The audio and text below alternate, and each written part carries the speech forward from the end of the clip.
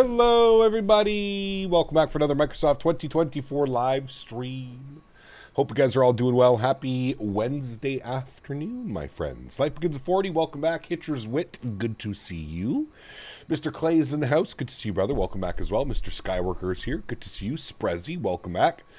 Jody Doc, good to see you. RB Simmer, welcome. Matisha, good to see you. Oliver Flight Sim, welcome back. Pilot Fred, good to see you, my friend. Shadow Gallery, welcome. Kango, good to see you. Mike Delta, welcome back. JJ, good to see you. Lilo Pilot, welcome. Golf Kilo 4, good to see you, my man. 3 Romeo Whiskey, welcome back. SF Aviation, welcome. Ian is in the house, welcome back. Aiden's here, good to see you. Sleepless, welcome. Raybot, good to see you. Captain Burger, welcome back. Hope you're well.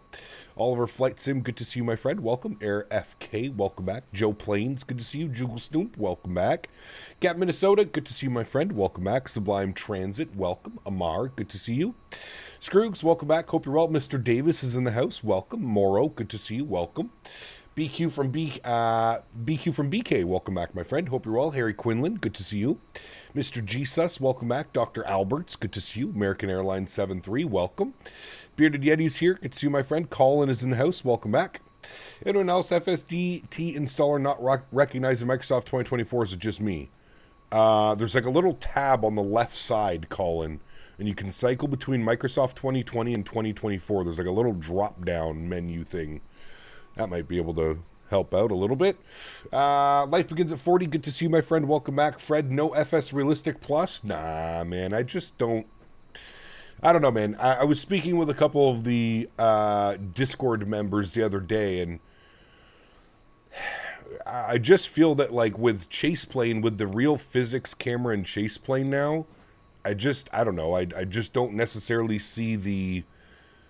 I just don't see the need for FS Realistic. With the sound packs as good as they are now, the Fenix sound pack, Boris Sounds, I just don't feel a need for FS Realistic Plus. I might change my mind, who knows? It's only a $6 upgrade fee.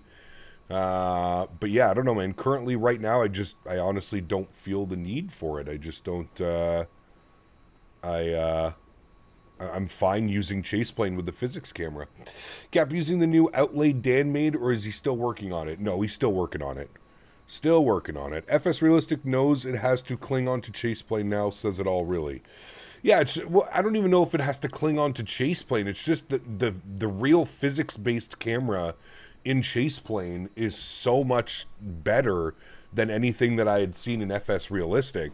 Like I said, if you're flying default aircraft, I think for me now the biggest thing with FS Realistic is the sounds that come with it.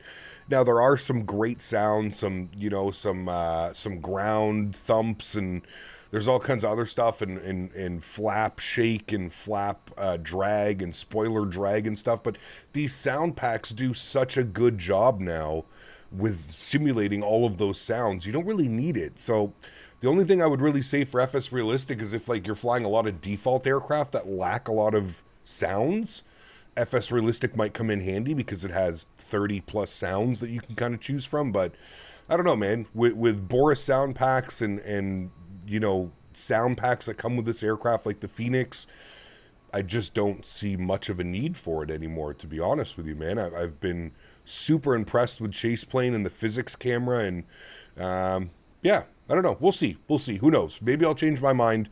But one less thing for me to spend money on, in my opinion. I just don't think it's needed anymore. But that's just me. Did you say what I posted on Discord? NVIDIA lied again, exactly like the FrameGen mod. There is now multi-FrameGen mod.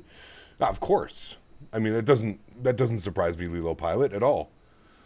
It doesn't surprise me at all, my friend. Just like how we got the 3000 series working with FrameGens, nobody would have bought, if you were rocking a 3080 or a 3090, nobody would have bought a 4000 series if they had backported FrameGen and FrameGen worked on 3000 series cards. That would have bought people another year or two of service out of their graphics card, right? So that doesn't surprise me at all. At all. Is the cinematic cam still kind of borked, or has it been fixed? There hasn't been an update yet, so I'm just going to assume that it's still borked. I have not seen an update for Chaseplane, so I would not be using it. That's just my I haven't been using the cinematic camera. Lemon Wolf, how are you, my friend? Good to see you. Abheek, welcome back. Luke, good to see you as well, my friends. Welcome.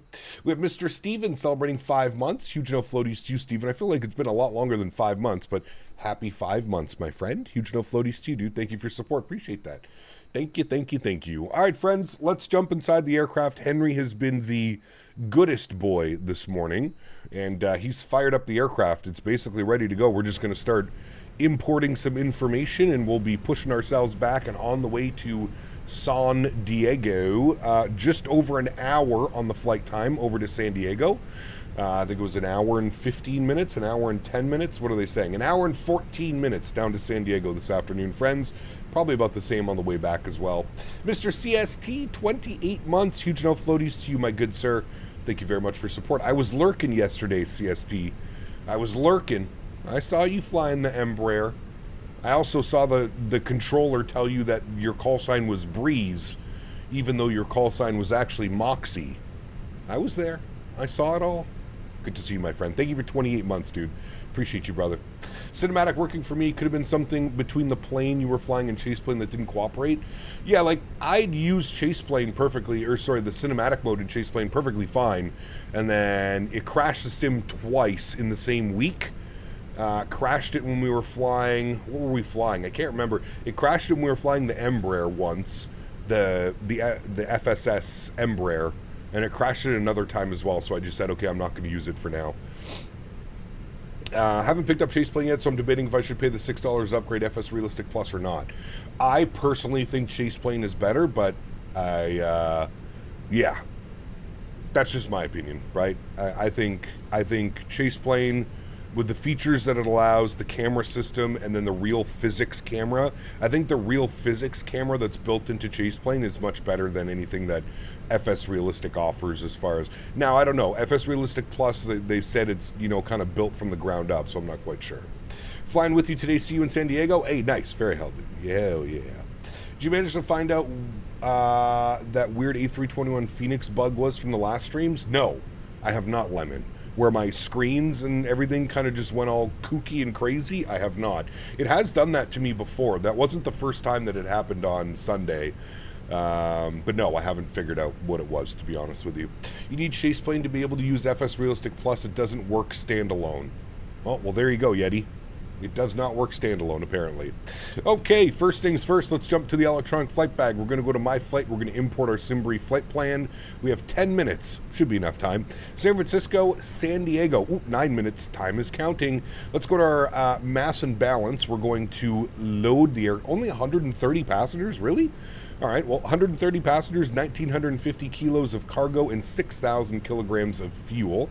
I'm going to load the aircraft. I'm going to go instant. Beautiful. I'm going to jump down here to our McDo. We're going to hit our FMG tab. We're going to clear out all those messages. Going to go to our NIT ref. We're going to do our NIT request. Call sign today, United, what are we? 1712. United 1712, we'll throw that into there. Agent P, welcome to Premium Economy. Huge no floaties to you, my friend. Thank you very much for the support. I appreciate that. Thank you very, very much. Actually, you know what? I think I have some gifted memberships, don't I?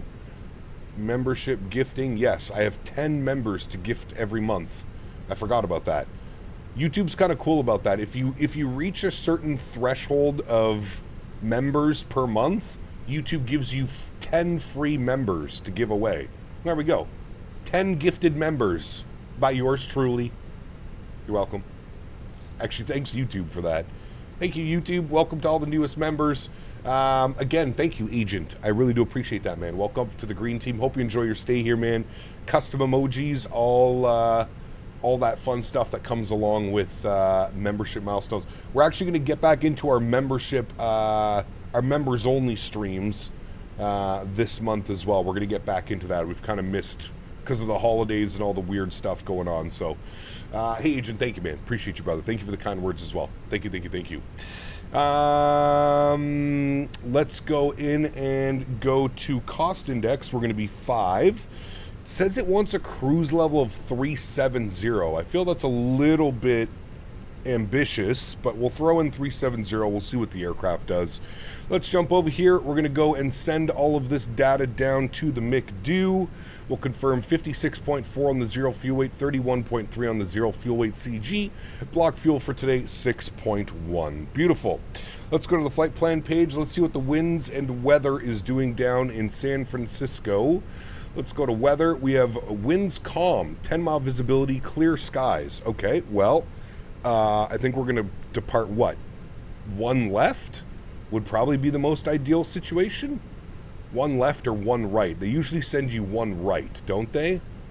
Or one left. I don't think it really matters. All right, we'll go San Francisco departures. We'll plan one left. We're going to be on the Seagull 1 departure with the Young transition. Beautiful. We'll insert that. Great. San Diego arrivals. We want to do the RNAV. Let's go to flights. Let's select. We want the RNAV Yankee. No, we want the RNAV Zulu 27 from Clome. RNAV 27 via Clome. Okay, I don't know why it jumped us all the way back there. There we go. That should be our flight plan. So we'll go ahead and insert that in. So it's going to be the RNAV Zulu, runway 27. We're going to be descending on the Comics 2 arrival. We have the LAX transition. In our approach via, we want Clome. We'll return, we'll insert, beautiful, we'll scroll through, we'll make sure that that's set correctly. So it should be Clome, should be X-Man, Lantern X-Man's, let's see, Lantern X-Man's Clome, and then it should be Ajade to CatDog, to Karsner, to Saye, to CJ, to Taco, and then runway 27. Beautiful. That all looks good, my friends. I'm happy with all of that. Wonderful. Let's go ahead and spool up the APU while we're sitting here and waiting. APU master start switch on. Let's go to our perf page. And that's been about 5 seconds. We'll spool up the APU. We'll jump over here. We'll do our departure performance. We are departing one left. Surface conditions are dry. We'll do an optimum, which should be flaps 1. Force toga no, anti-ice off, packs on. Sync load sheet, sync live weather, calculate V speeds. It does want a flap 2. 33, 34, 37. 2/down 0.2, and we're obviously changing the flex temperature because flex 70 is no bueno. We want at least a flex, we'll go 50. That should be fine. Should be able to hear those engines spool back very nicely.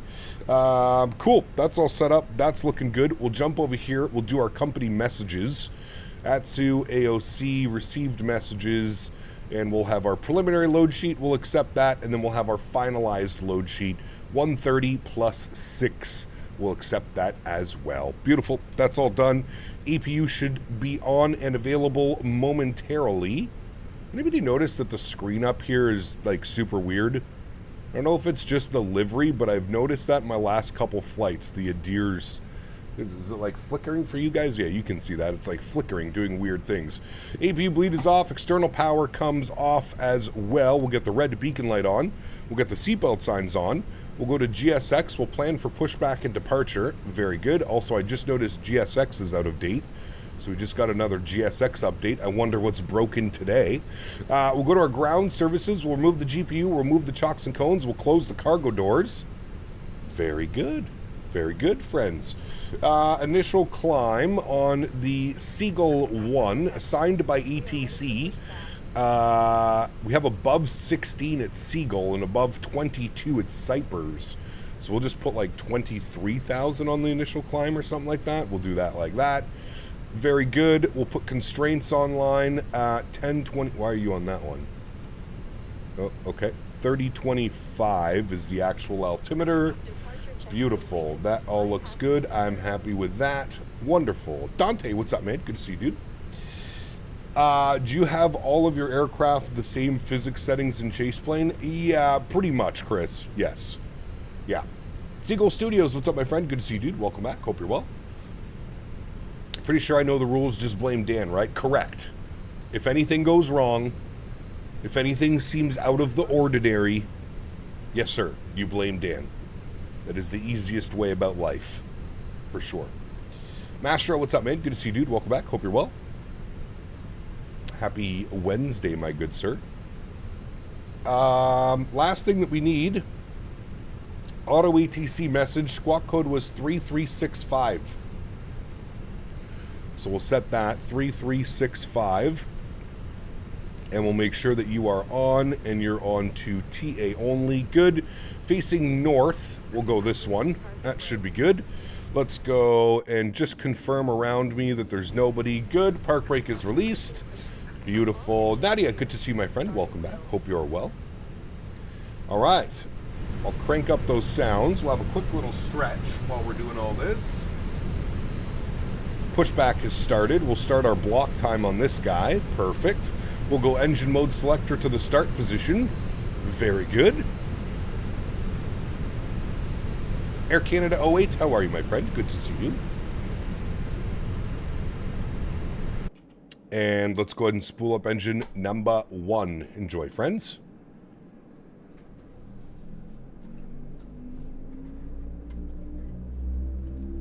Back-to-back 320 weeks. Our little special viewer is back. Hey, do you know, what aircraft did we fly last week? You are right in a little sense that we did fly the 321 for a stream. What else did we fly last week, do you know? What was the main aircraft that we flew last week? You were here, so you should know.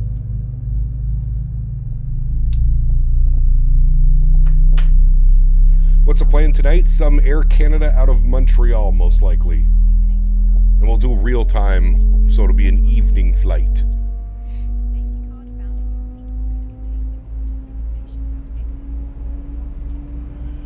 I don't know what you flew last week. Yeah, but you're not here every week like this guy.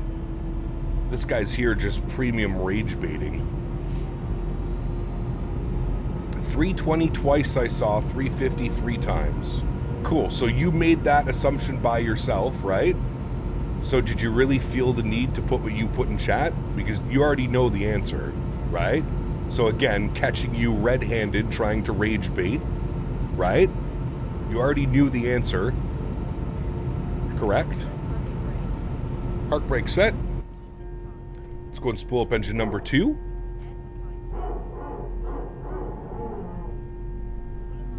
God, I love the PTU, man. So the stretch menu, some peanut butter mac.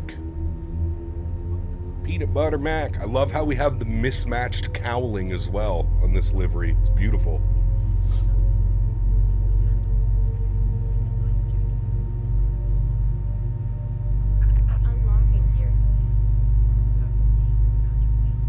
Get a life? This is his life, apparently, watching my live streams.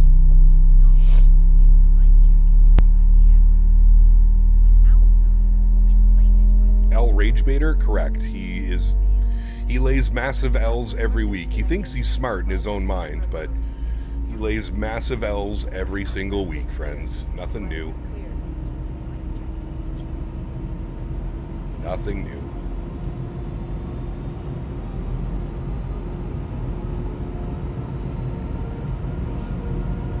Alright, 2 beautiful engines. Do you use any restate or is it just default? It's just default. I do run a little bit of color correction on my capture card software. But that's it. Just a little bit of color correction. Did I not turn... Oh.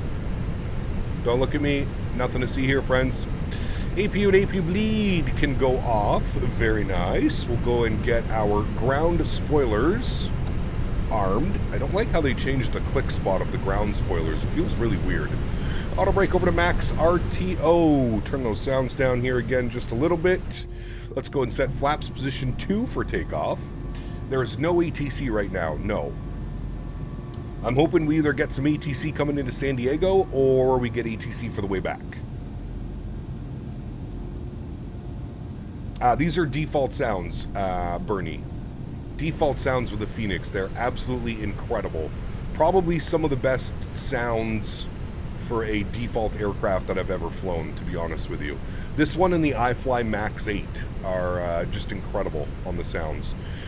We need a down trim of 0.2 down. Perfect. And we'll do a quick little flight control because it is the first flight of the week. Everything feels good. Everything looks good. Beautiful. Let's go. Park brakes off. We'll get our CTAF frequency here for San Francisco. CTAF KSFO 20.5. 20.5. We'll tune that in. 20.5 is good. And then for taxi instructions today, what are we doing here? This is going to be Alpha all the way around. Actually, they want you out to Bravo. So it'll be Bravo all the way around, and then we'll go Mike 1. So Bravo to Mike 1, Jack. You have the Fenix is brutal? What do you mean, sorry? You're saying the sound pack for the Fenix is brutal? Bet you 50 Canadian San is going to come active as well as SoCal. Maybe. One can hope. Nose light to taxi, we're out of the ramp. Got a million little turns here to do to get us over to Bravo. Yeah, they're very, very good. Do you think you'll overfly the AnyBuilds Beluga again in 24? Maybe. I think that could be fun. I don't know if we could do a full week in the Beluga. We could probably take it out for a spin or two. Need Bluebird to drop their 7.5. Oh, we're going to be waiting quite a little bit still, man.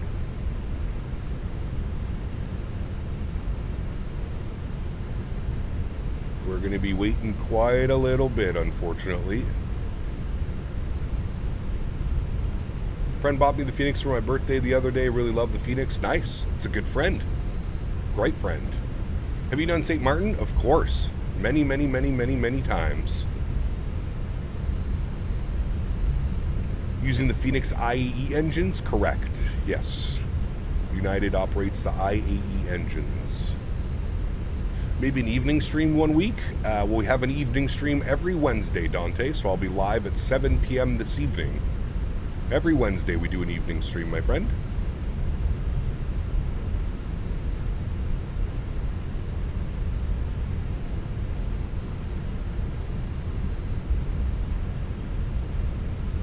Latin VFR K-Sand? No, we're using Glide Slope Pro. Glide Slope Pro K-Sand. Majestic Dash 8, that one's going to be incredible, dude. Yeah.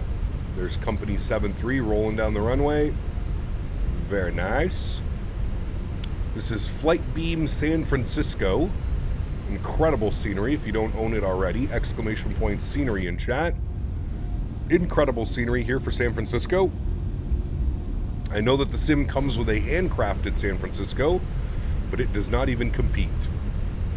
And really want the A320? Yes. So 779 is going to be laying up and waiting one way.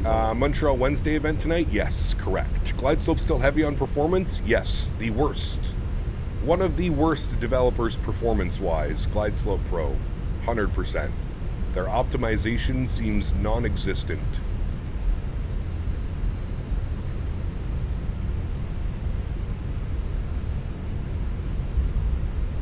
Non-existent.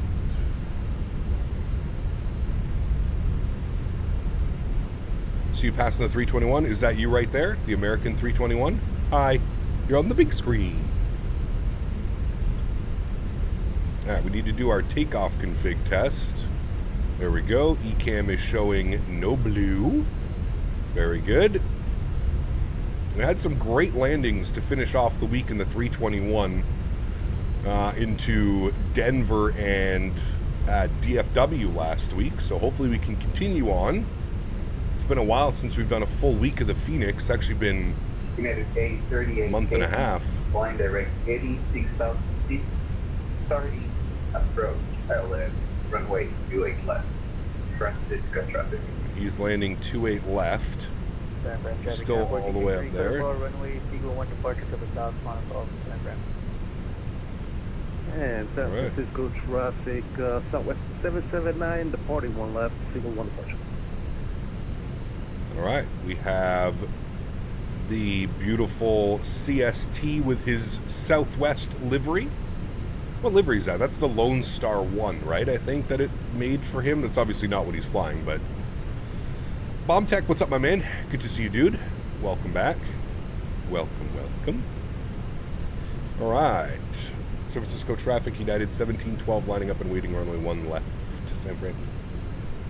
All right, pulling on to the runway. We'll get our landing lights on, runway turnoffs on, strobe lights are on, wing lights are on, and nose light can go to takeoff. Good. Remember, I started flight sim a few years ago, and the Airbus was so nice to understand and fly, but now I feel quite immersive using a side stick instead of the yoke with a 7.3 or an MD-11. Yeah, to each their own, man, right? That's why I love the beauty of having a side stick setup and a yoke setup so that you can fly whatever you prefer, or you could fly them both accordingly, right? All right, we're on one left. We're going to hold short right here. There is arriving traffic on 28 left, so we'll keep an eye on that. Wait here. What do you prefer? I don't really have a preference, to be honest with you. I love flying the yoke, and I love flying on the side stick. I love the balance of, you know, spending a week or two using my yoke, then jumping back for a week or two flying Airbus with a side stick. I like them both. I feel like I have better landings when I'm using my yoke, but I think that's just because I fly and flare the 7.3 better than I do the 320 series. I would say that's probably accurate. Do you think taxiing with IEs is easier than CFMs? You don't even have to put throttle in. Direct 20. Clear, runway 1 left. Last call, switching to a budget. You don't even have to put any throttle. Descending to 3,100 feet. Direct Mentha. Our initial approach base for Ireland. Arriving traffic's on base leg? Yeah, we've got lots of time. He said he's at 3,000 feet. He's over there. He's just joining the localizer and glide slope. We got lots of time. We're just going to wait for CST to make his way out here.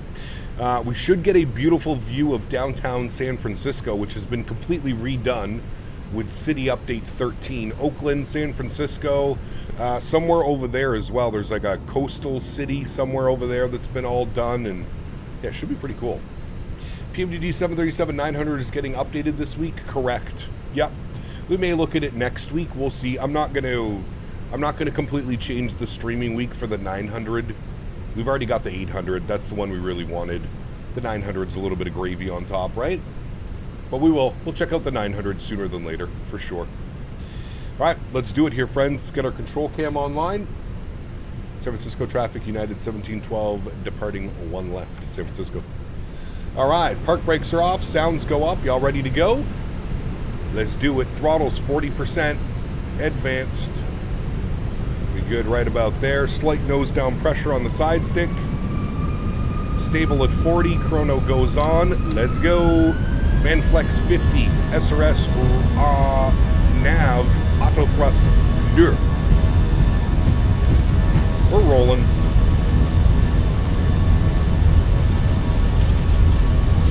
$100 knots, we're neutral.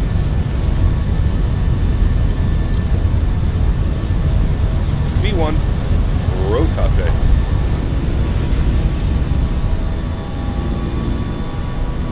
And we're flying. Positive rate, gear up. San Francisco traffic and 838 I'm fine. Make our slight left turn. 10 miles, runway 28 left.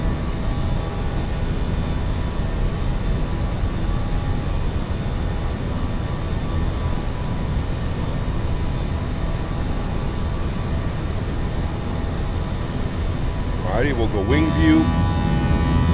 Throttles to climb.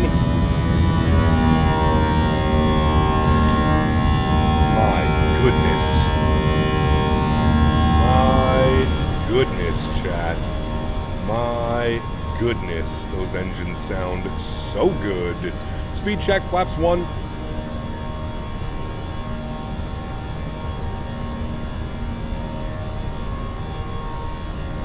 That buzzsaw and that deceleration on the IE engines is just insane, man.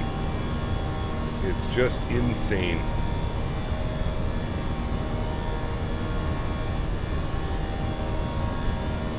Start making our left turn out here momentarily. There it goes. Start our left turn. And speed looks good. We'll go speed check, flaps clean. There's downtown San Francisco.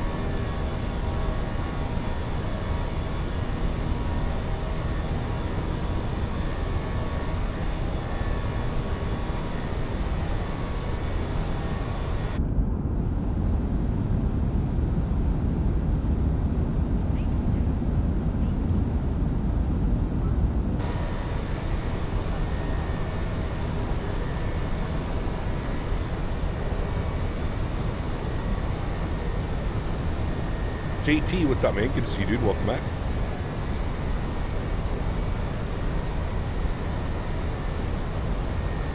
All right, there's 250. We'll put a little bit of back pressure. Maintain 250 till 10.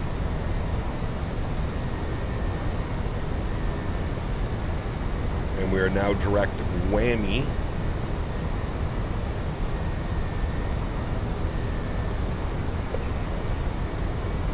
Francisco traffic unit A38, 2 line final to A7. Alrighty, and we're pretty much straight out from here, so autopilot 1 will come on. I'll bring you back up into the flight deck. We'll get some beautiful views here. Just climbing up over San Francisco. There's the Golden Gate Bridge over there. That's been completely redone now. You can see the detail in it. Quite nice. That's a beautiful departure. Swain is the SFO-based FO, has enough seniority right now to be 28-year-old A320 captain. Would be a nice idea, but it's much nicer to fly on the 787. I would probably agree with you on that one. Yes, absolutely. There's the airport down there. Toolbar's broken again. Thank you. That's just the norm. Don't worry, Dan is making us a new toolbar up top, so we're not going to rush him on it, but we should have something done. Hopefully in the near future.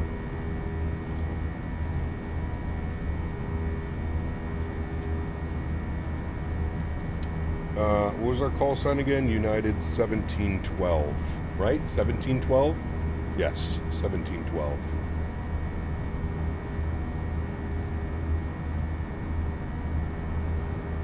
There we go. Banner should be good now. It's okay, I'm sure it'll die 8 times today. Hey, Gap, always do your streams. What kind of headset do you use / recommend? Depends how much money you want to spend, Eddie. And it also depends if you have a standalone microphone, right? The headset that I use the Bear Dynamic DT770 Pros. But again, there's no microphone attached to these, so it completely depends. You could get a mod mic. There's a thing called a mod mic. You could get that and put that on whatever headset you wanted, but yeah. Seems like Dan can create just about any application you think of. Dan is infinitely times smarter than me. Yes, he can. Mr. Barry is a godsend. Hey, Cap, homesick today, so I finally get to watch your Wednesday streams, but unfortunately I can't go to youth group tonight. Ooh, that sucks, Logan. Well, I hope you feel better soon, man. Cap, how do you have your throttle set up for the E175? Supposed to do the reverse thrust. I use the Thrustmaster Boeing throttle, and you want buttons 5 and 6 set to decrease thrust. And then when you land, you pop the reversers and then push them forward, just like you would be applying thrust. Cruise level 370. We're going to bug that in now. It says 100 miles till we reach top of climb. We'll see. Is your altitude off on the top bar now? It always is. Yeah, that's using... yeah, they never really match up quite together. What headphones do you have, and how does spatial audio work with them? I don't know. I've never used spatial audio. I've never turned it on. I know PMDG suggested turning it on for their 737, but I don't, yeah, I don't know. And you can put exclamation point headset in chat, Flutterer. The Bear Dynamic DT770 Pros. 770 Pros. Hey, Gap, do you know if there's an extra charge with the PMDG 900ER? Yes, I believe it's $20. $20. PMDG's, they're cleaning up. Cleaning up. Are you right or left-handed? I can't get used to flying with the joystick with my left hand. I'm right-handed. And trust me, I used to fly with my right hand. You'll get used to it. Took me about 15 or 20 flights flying with my left hand to get it. But you'll get it. Trust me, you will. Just came up with a video idea, however I need your help for a passenger in labor scenario. Give me a route to fly. I can get more info if you want. If you're doing a passenger in labor, you can do any flight, right? Doesn't really matter if you're going to be diverting or anything like that. Yep, to use Toby on your curved correct and it works well. Yep. Yeah, so the Toby comes with a curved monitor mount. Yeah, and it works perfectly fine. 900 ER is the one that I want, to be honest. I don't use the 800 much in 2020. Might get the 600 again. Nah, nobody flies the 600. And if they're going to charge you to bring it over, ain't no way we're doing it. Feel like the biggest cleanup was when they released the 700 before the 800. Back in 2020 days? Yeah, probably. Yeah. Price of 2 Starbucks coffees. There you go.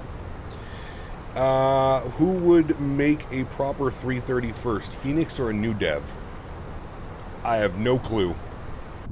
I believe Fenix has already come out and said that they don't have any plans to make a 330. Which does kind of suck. I would love to see a Fenix 330, man. I think that would be badass. Badass. Michael Lochner, what's up, my friend? Good to see you, dude. What do you mean when you refer to PMDG cleaning up? Them not making any new airplanes and just charging everybody again for the 737 to bring it over to 2024. Pretty light, easy work if you think about it. You already have the airplane. You go over, you make a few passes, you make some changes, and then boom, slap a new price tag on it and everybody pays for it again. It's a solid business idea if you think about it. From a business perspective, not from like a consumer perspective. I could see why people are, you know, as I mentioned before, I love PMDG, I love their products, but I can also side, and I can see it from both perspectives. I think $30 was a pretty steep price tag to charge people to bring their 2027-3 into 2024. I've said that from the beginning. I thought $30 was a little bit too steep. I think somewhere between the $10, $15 price range would have been perfect for everybody involved. I don't think flight simmers would have minded paying $10 or $15, but the fact that it's $30 to bring the 800 in, $20 to bring the 900 in, and it'll probably be between $25 and $30 to bring your 700 in. Well, if you add that all up right there, you've just spent another $70, $80, $90 on PMDG aircraft to bring them from 2020 to 2024. And my big concern, we're already a year and a half, almost 2 years into 2024's development cycle. What are they going to do when Microsoft 2028 comes out? Are they going to be standing there again with their hands out, you know, wanting $20, $30 per variant of aircraft to bring it from 2024 to 2028? How is this going to play out? Also, it's not the best for like development cycles. A lot of people have wanting to see a new airplane from PMDG, myself included. I would love to see PMDG do, you know, there's talks of like an Airbus or a 787 or something along those, you know what I mean? And I really feel like it kind of, if they're constantly playing catch up, which it seems like they have been, if you're constantly playing catch up and constantly updating backdated aircraft, it doesn't really give devs enough time to develop a new aircraft, right? A 787, whatever it may be. You know, if you think about it, think about this for 2 seconds. Microsoft 2020 and 2024, it's been 6 years now, basically. 5.5, 6 years since it's come out. In those 5.5, 6 years, what has PMDG given us? A 737 and a 777 in 6 years. That's it. That's it. We still don't have the 747. Well, I guess the DC-6, but I don't really count that. Nobody flies the DC-6. But yeah, it's I feel like we're kind of in this perpetual state of like no new airplanes. We're just going to take our time updating the old airplanes, and then hopefully by the time we have all of the old airplanes updated, there's a new sim that's out, and then that way we don't have to continue making new airplanes. We can just rinse and repeat, rinse and repeat, rinse and repeat, rinse and repeat. But that's just my perspective on it, you know? And like I said, don't take that the wrong way. PMDG makes incredible aircraft. I love flying the 777. I love flying the 737. I think for somebody that uses the simulator as much as I do, I would say that they're worth every penny, even paying the $30, the $20, whatever it may be, upgrade cost. But I also think at this point, it's just like one continuous circle. We're never branching out. We're never making anything new. It's just one continuous circle of like, okay, well, it took us a year and 4 months to put out the 737. It'll probably take another year or so to release the 747. And then what do we do? You know? You could say the same for Fenix, but they're keeping us pretty updated on the Neos. I mean, Fenix is another one. Yeah, I would agree with you. I would agree. I mean, if you look at it, what has Fenix given us? A 319, a 320, and a 321. That's it. That's it. Now, they are fantastic aircraft. I do agree with you. And we're slowly but surely making our way to getting the Neos over in Microsoft 2024. So we'll see, man. We'll see. Hey, Cap, have you updated GSX? Does it work for you? I haven't updated to the newest GSX, no. I just saw this morning that there was an update. I don't like doing updates before I go live, just in case anything breaks. So yeah, I did not update it. Did not. After paying, updated the 737. For me, no PMDG for a long time. Well, there you go. PMDG can do what they want. They have no competition besides the iFly Max. There's no 777, 747 competition in the sim. However, I feel that consumers are starting to call them out for that now.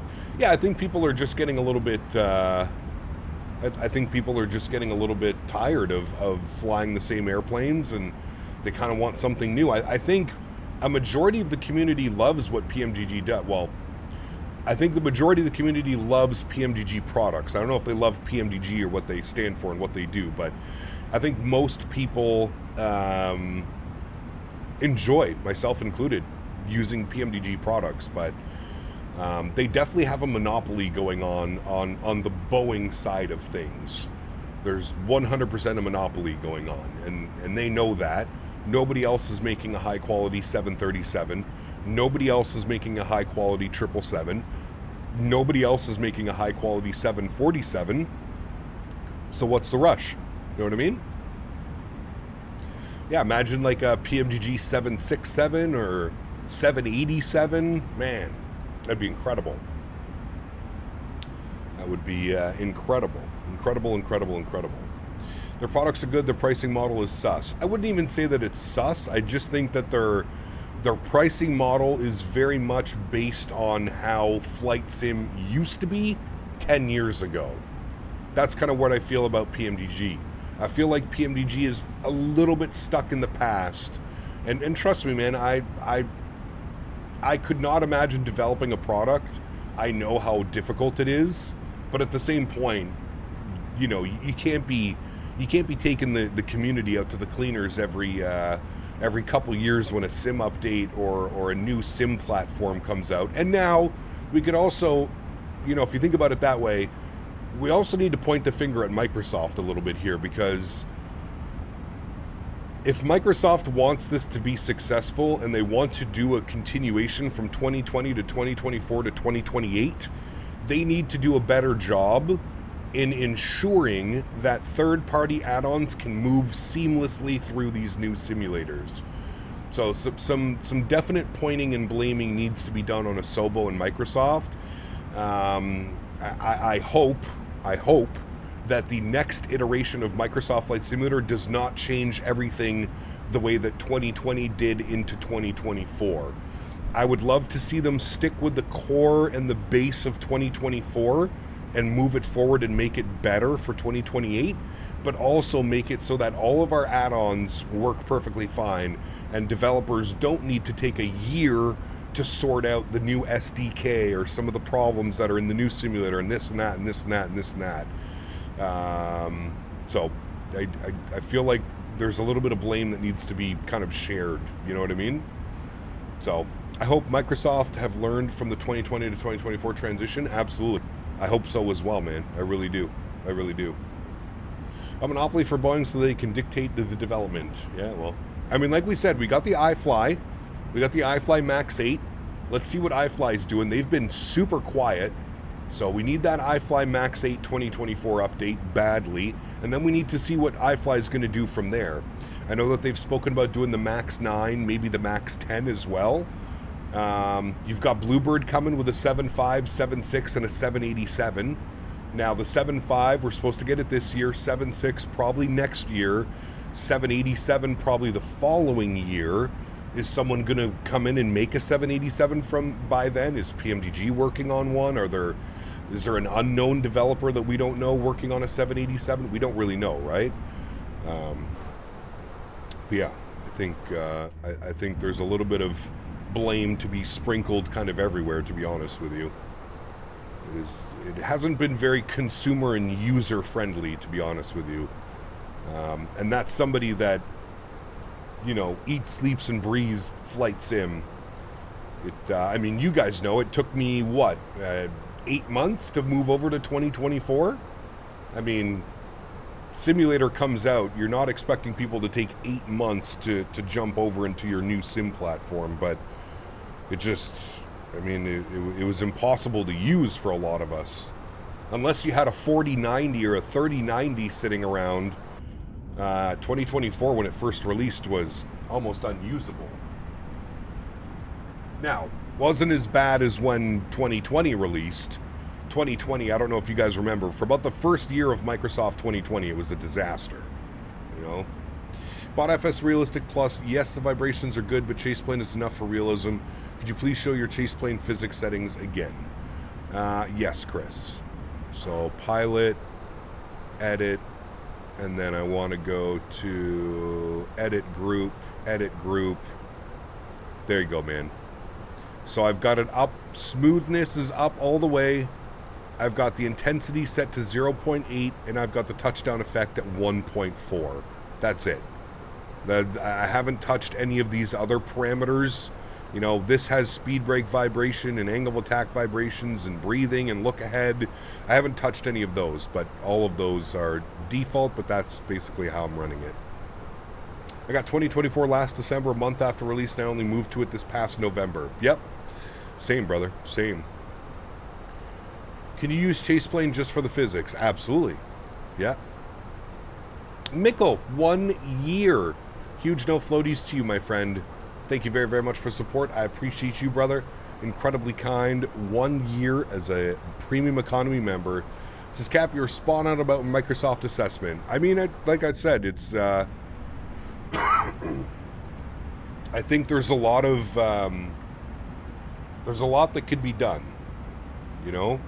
I think it comes from both sides. I think it comes from the third-party developers, but I also think it comes down to the core sim itself and Microsoft and Asobo, the way that they're handling it, you know?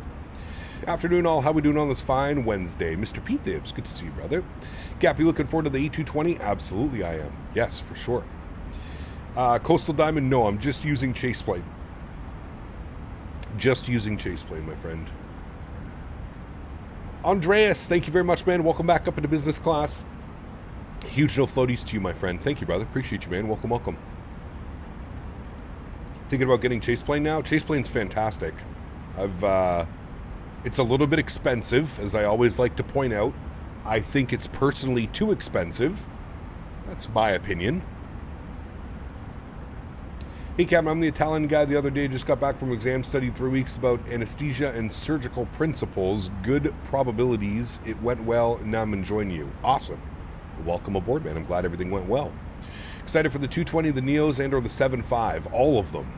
Every single one of those airplanes that you just mentioned, I am very excited for.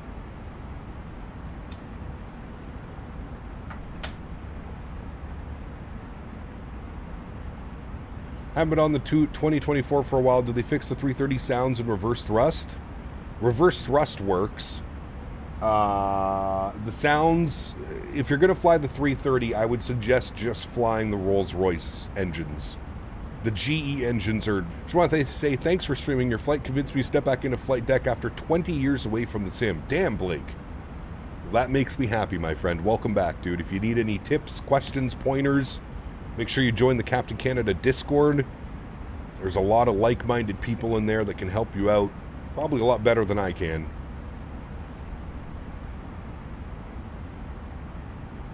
Welcome back to the hobby, Blake. How was the weekend? My Monday and Tuesday, it was good, man. I really didn't do much, to be honest with you. I didn't do a whole lot, dude.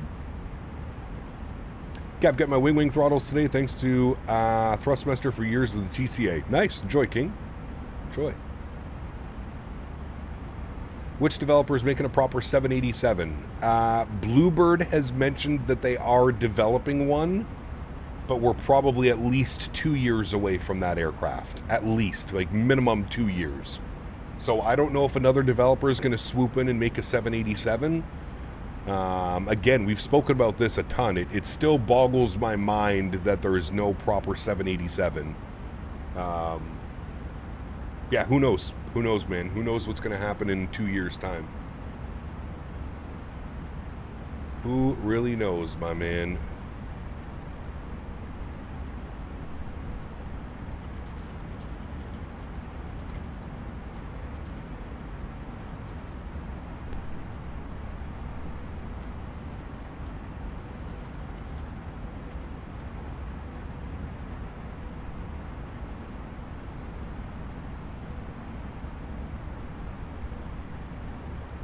Bravo Airspace? I mean, the Bravo Airspace is okay, but it's a mod to the default 787, so there's a ton of limitations, including the flight model and physics.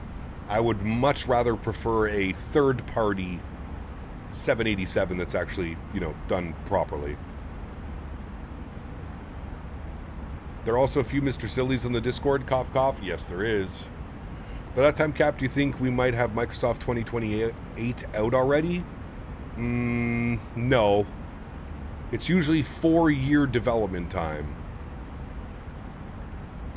So Microsoft 2028 will probably come out October, November of 2028, almost into 2029.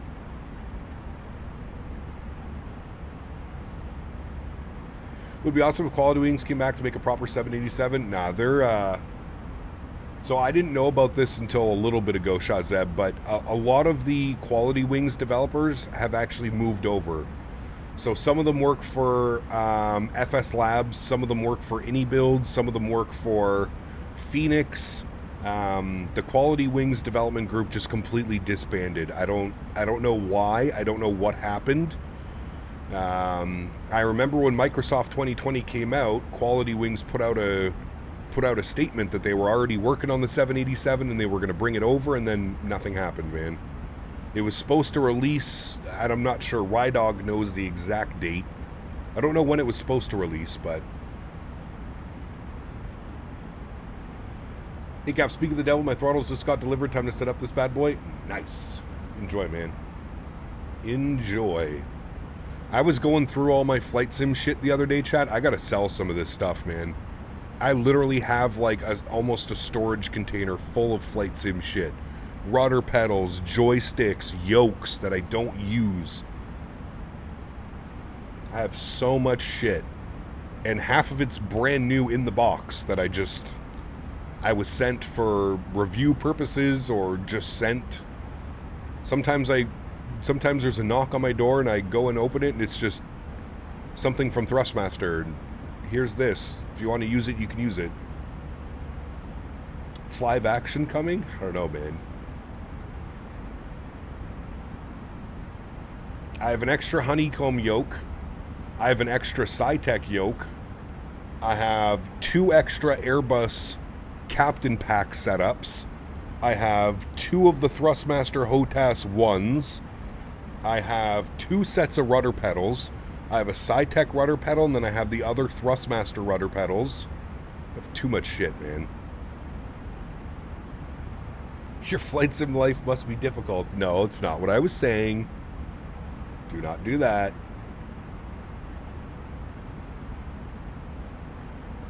Chat live auction. I mean, all of that shit combined is probably not even close to like $500.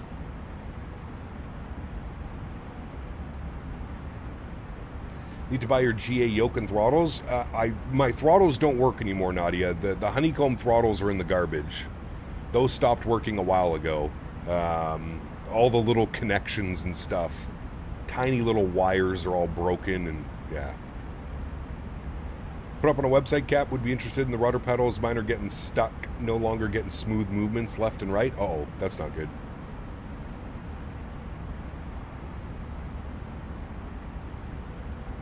Facebook Marketplace, yeah. I sold my Next Level Racing Boeing chair. I put that on Facebook Marketplace. Someone came and picked that up not too long ago. I just had no use for it. I don't use it. I'm not a fan of it, in my opinion. I don't know how a grown man can sit in that chair for more than 30 minutes at a time. It's awful.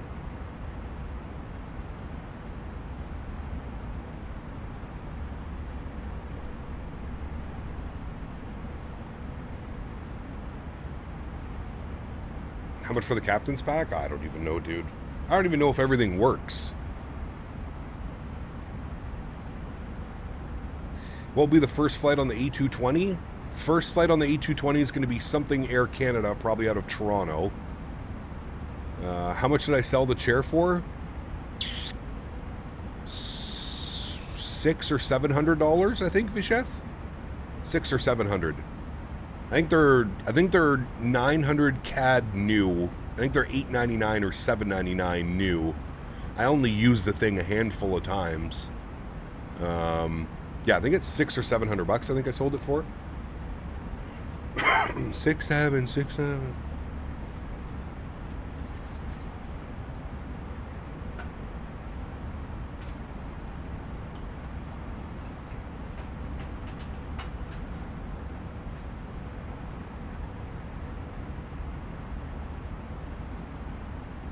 The Next Level Racing chair, like the old style or the new one? What was the Boeing chair, Mickle? So the Boeing cockpit setup thing. I even told the man, I told him, I was like, please don't send me one. I'm not going to use it. My setup just is not, I don't have a static setup that I just use for flight sim. I use my PC for a lot of other things besides flight sim. So having like a static setup, and I live in an apartment, man, like I don't have room to be wheeling around this massive flight chair. What chair am I using right now? I have the Steelcase Leap V2, which is a specialized ergonomic chair. Igor, good to see you, man. Welcome back. Hope you're well. Don't forget the piles of excess computer gear. Correct. Correct. Although I did sell my old PC, so I don't have any of that stuff anymore, which was good. Recoup a little bit of money spent on this new PC, which was very expensive. Thank goodness I built this PC when I did, though. Can you imagine trying to build a PC now with the way prices are for hard drives and RAM and motherboards? My God.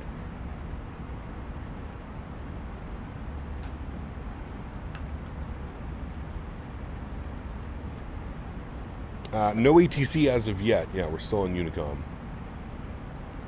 Sounds like the old one, the new one's more comfortable than the original one. Could have been. Could have been, man. I mean, they sent it to me first when it was announced, so yeah, it probably would be the version 1. Diamond Mike, what's up, my man? Good to see you, dude. Just woke up. Stretches super strong last night. My man.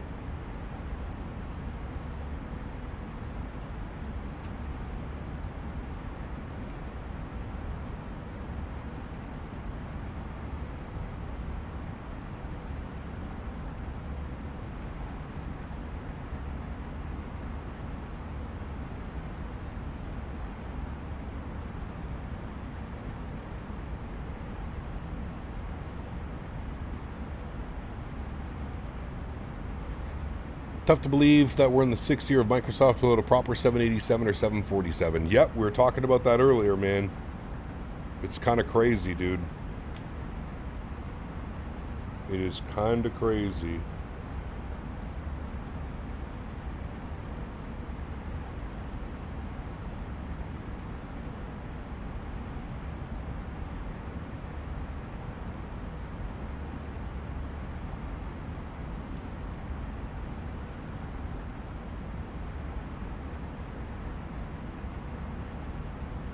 I don't know why somebody hasn't stepped up and made a 787, to be honest. I'd love to see it.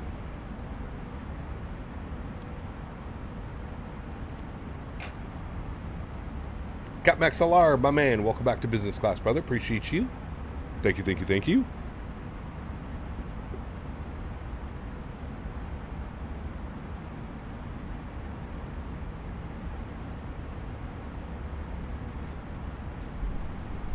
Not sure why it doesn't auto-renew. Not sure.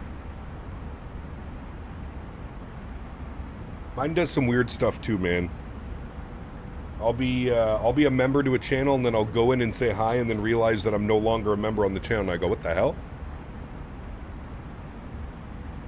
How long does it take to develop a product? You're probably looking at about a year or two.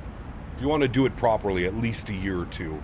It also really depends how big of a team you have. If you've got a small group of guys working on something, well, it can take years.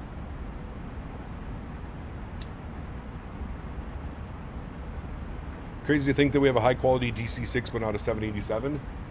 Yeah, well, I feel like the DC-6 is probably a lot easier to develop than a 787. There's no real system depth to a DC-6, right? That's what takes the most, man. It's not the texturing, the modeling, the sounds. That's not what takes the most time developing these products. The most time it takes is doing the systems, the LNAV, the VNAV, the autopilot logic. That's what takes lots and lots and lots of time. Flying the 787 right now, Bravo, Calgary to Narita, landing in 2 hours. Nice. Hell yeah.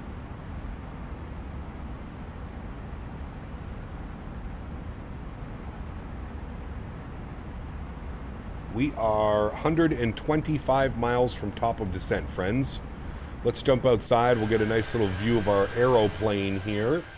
You turn that back a little bit. Let me bring this out like so, like that, and chat. Bear with me for a few minutes here.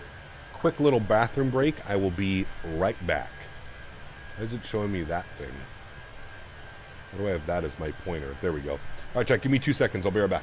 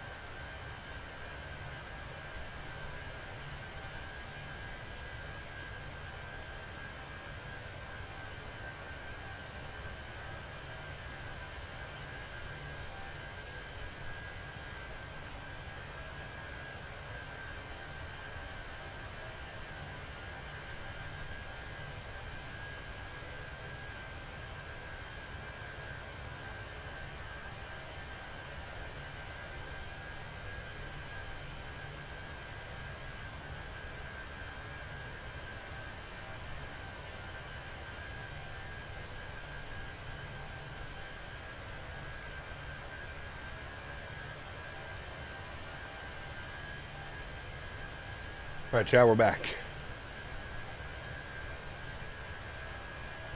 We are back. 77 miles till top of descent. Look at the ortho down there. It looks so damn good.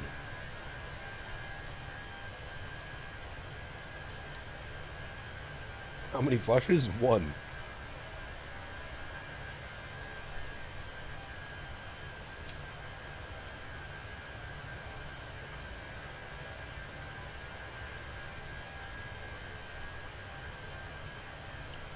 I think Phoenix would make a good 787. I'd like a Phoenix 330, man. I'm still on that. I'm still on that boat. I think Phoenix would do an incredible 330.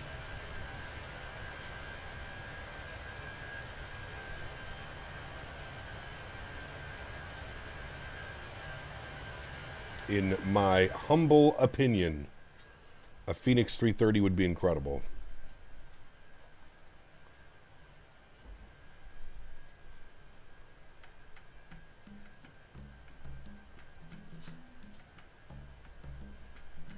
Hey, chat, you want to know something cool? I became an uncle this morning. So I know some of you in chat call me Unc because I'm old, but now I'm actually an uncle. So does that make me really old?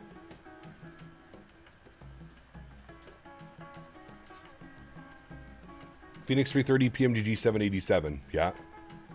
Would be an ideal situation.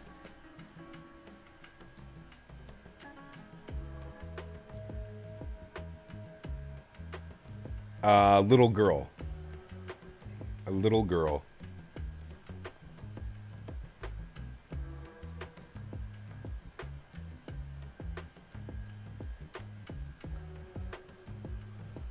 I'm actually very excited about Tolis coming over to the dark side. I just wish it wasn't another 340 CST. But to be fair, is Tolis also doing the same treatment to the 340 into the 330? The Aerosoft 330? Quality Wings disbanded. A lot of the developers went to go work for AnyBuilds, Phoenix, FS Labs. So they disbanded, and then all the developers kind of went their own separate way. You were an auntie at 4 years old? Oh my goodness. I believe so, after the 340? Okay. I'm still not buying that 340 CST.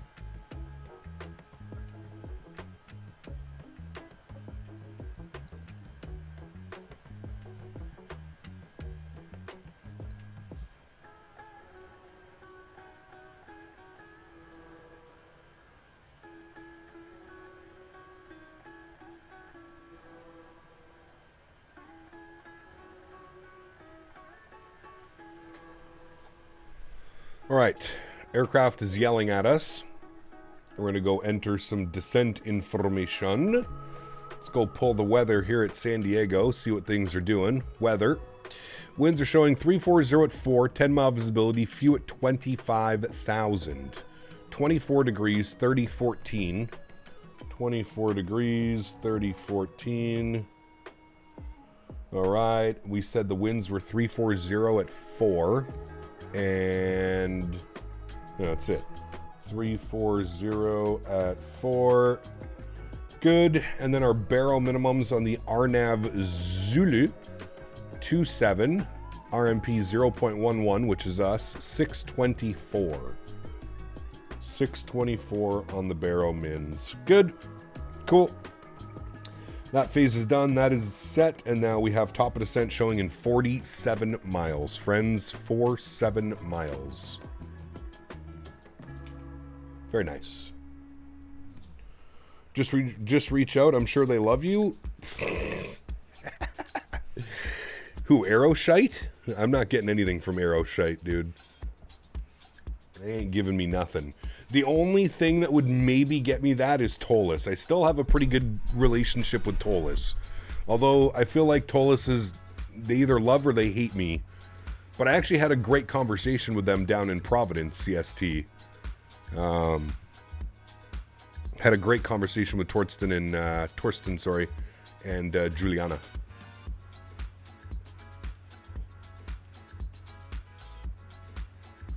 Hey Cap, do you have an engine going, or is that just part of the jet stream? Sorry, what's Denino? Love the mismatch engine? Yes. Yeah.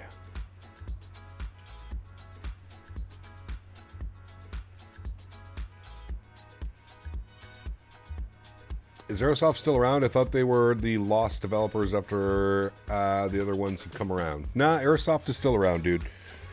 Aerosoft has so many different, like, they're doing bus sim, they're in everything, man. They're in all sorts of different avenues. Aerosoft is a massive company. Massive.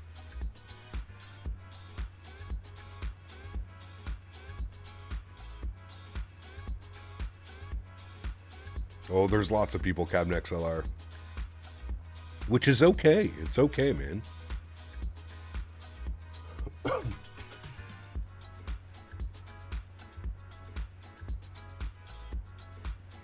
I'm surprised Aerosoft survived the 330, at least in the aviation side. Yeah, I would agree. I would agree, man. I think they only survived because their CRJ is somewhat decent. But don't forget about all the scenery that Aerosoft produces and manages and stuff like that. They got a bunch, dude.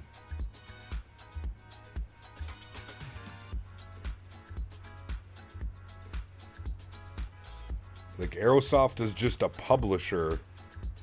They're probably making a ton of money from just publishing projects as well, right? Pierre, what's up, my friend? Good to see you, dude. Welcome back.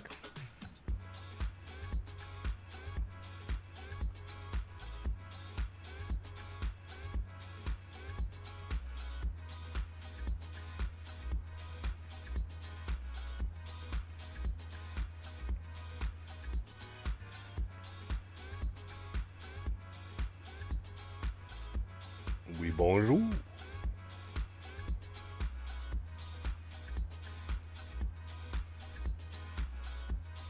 For Chase Plane, did you change any settings for head movements or did you keep them default? No, I definitely changed some settings. I put the smoothness up.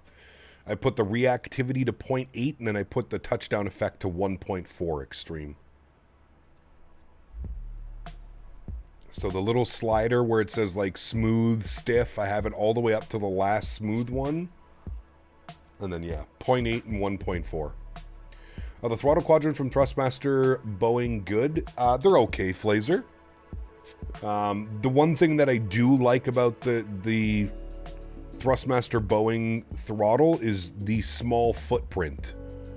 It does not take up a ton of space on your desk. So if you're somebody like myself and desk space is a premium, I just don't have a lot of room.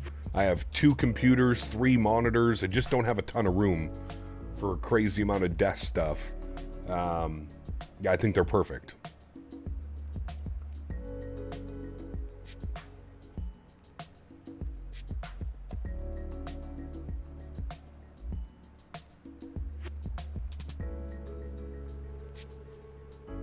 Get a bigger desk. You know what, CST, when I move out to the farm, that's probably what I'm going to do. I don't, again, man, I'm in an apartment. I don't have a ton of room right now. I could get a bigger desk right now. But yeah, it's a hassle.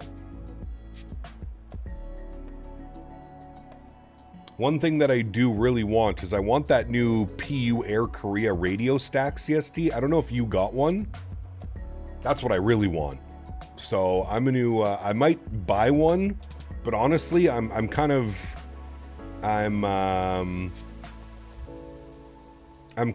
like, I'm gonna see all these guys at the expo. I'm assuming PU Air Korea is gonna be at FS Weekend and stuff like that.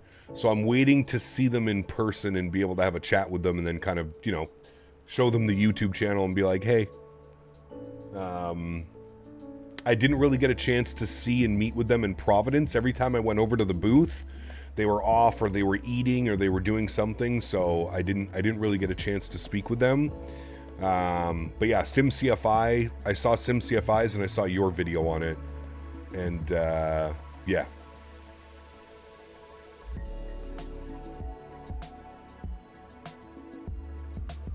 I kind of wanted to this year as well, CST. I kind of wanted to start getting into some unboxing videos. I feel like that's like a big thing, and you do them, so you know, but I feel like unboxing videos and stuff like that, I feel like people really, really enjoy that type of stuff. So I've been thinking about building a little, you know, a little thing for some unboxing videos. All right, what are you going to tell me? We should be running on time, so we shouldn't have any ADCs, which we don't. Good. Let's go. We are 5 miles from descent now, so we'll program in our descent. We're on the Comics 2, which takes us down to 6,000 at Clome. So we're going to go 6,000 feet for Clome, and we're 3 miles from our descent, so we'll punch our descent now. We'll turn that on. What are you yelling? How do I have another company message? Oh. Thank you.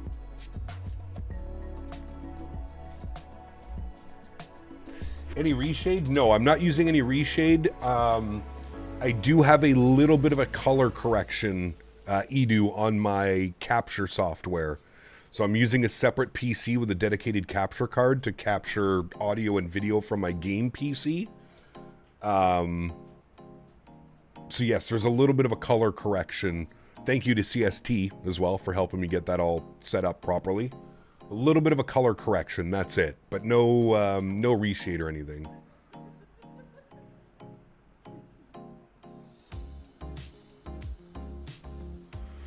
CSTR cap some booths that display their gaming chairs. Are there any developers that showcase their... I don't know, it's a good question actually. Good afternoon, Cap. Coincidentally, flew into Ksan last night. I was going to do Ksan LAX SFO before I fell asleep, but I didn't stay awake. Looks like now I'll probably join you back up to SFO. Hey, awesome news, mate. Awesome news. Did you hear that MK is doing Fort Lauderdale and Miami? Vertical Sim said he stopped development on Fort Lauderdale because MK is doing it. I don't think so. The only thing that I've heard from MK Studios is that they're doing Key West. I didn't hear about MK doing Fort Lauderdale and Miami. MK Studios Miami would be nice, as long as they can nail down the performance. I'm pretty sure Vertical is going through with his Fort Lauderdale. I know Vertical's getting really close to his Palm Beach release as well.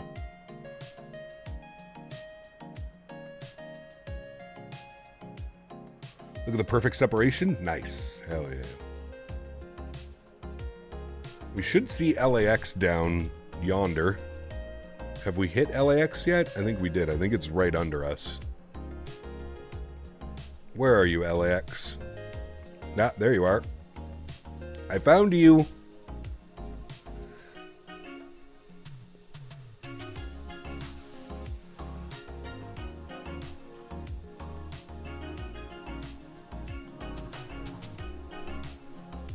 They haven't officially said it, but I just read in Vertical Sim's Discord. Don't you worry, let me deal with Vertical Sim. Have we heard anything about Fenix? No, other than it's coming along. They're still working on the update.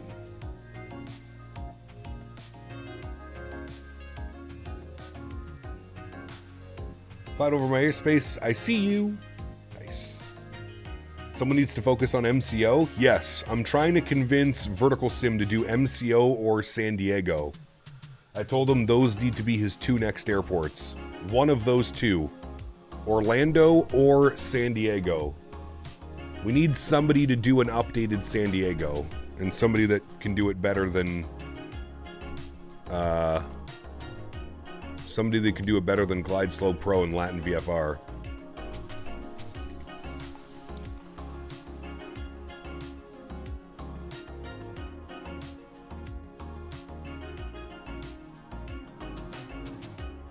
Just that Vertical is a single dev? He is, yes. But he keeps pumping out children, so he needs to give us airports that actually matter. Like Palm Beach is going to be fun, it's going to be cool, but again, when you're making an airport that's going to fight with Fort Lauderdale, Miami, Tampa, Orlando, it's difficult, man, you know?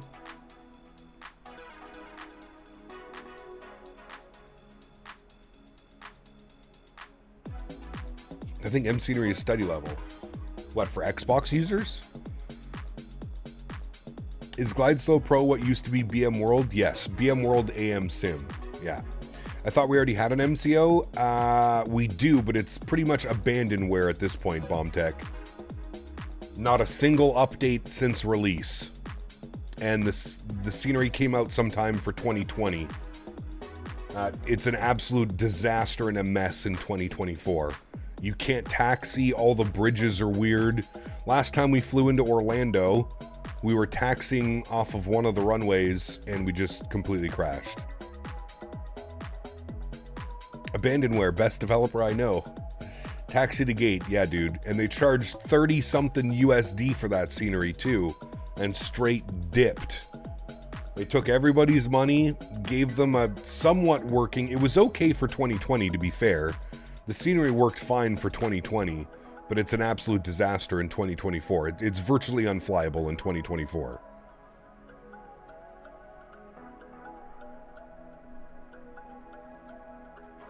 Got it for free from your Sim Market gift card giveaway? My man. $30 is steep, especially for 2020, especially for Microsoft Flight Sim scenery. You know?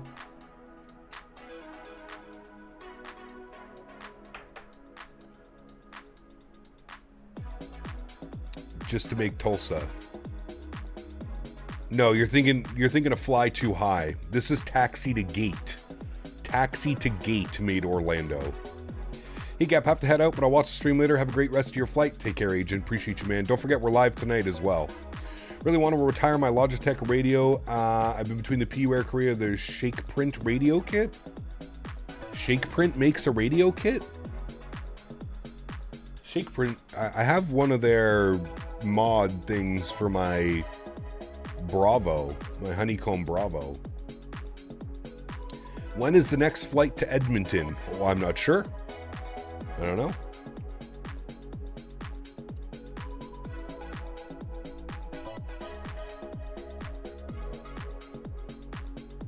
AnyBuild's MCO would be great. Yep, that would be a good one. Flightbeam does take ages. Yep, but Flightbeam also makes some of the best scenery. Flightbeam, I mean, if you look at their sceneries, Flightbeam Dulles, Flightbeam Minneapolis, Flightbeam San Francisco, incredible sceneries, all three of them. They don't miss. They don't miss when it comes to scenery. They also have one over in New Zealand, I believe, as well, Flightbeam Auckland, which is incredible. Flightbeam doesn't miss, but yes, they do take quite a bit of time on their scenery development. You want an updated MSP? Why do we need an updated MSP? Flightbeam SFO buddy. Is without a doubt my favorite scenery in the US. Yeah, it's incredible. Flightbeam Denver is okay as well. The problem with Denver is there's another developer, Xcoder, that does Denver much better in my opinion. Much better. Elliot, thank you so much for the €2. Appreciate you, man. Says, here's to another great stream. My man. Thank you for support, sir. Appreciate you. Huge no floaties to you, my friend. Thank you, thank you, thank you. I want Phoenix and Atlanta, correct. There's a lot, but yes.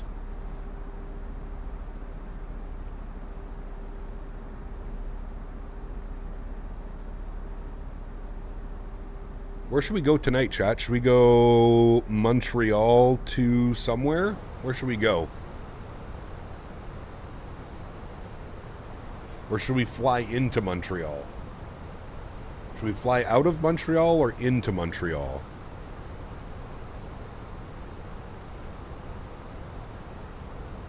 Montreal to Chibougamau. Stop it. We could do Halifax. It's been a while since we've done Halifax.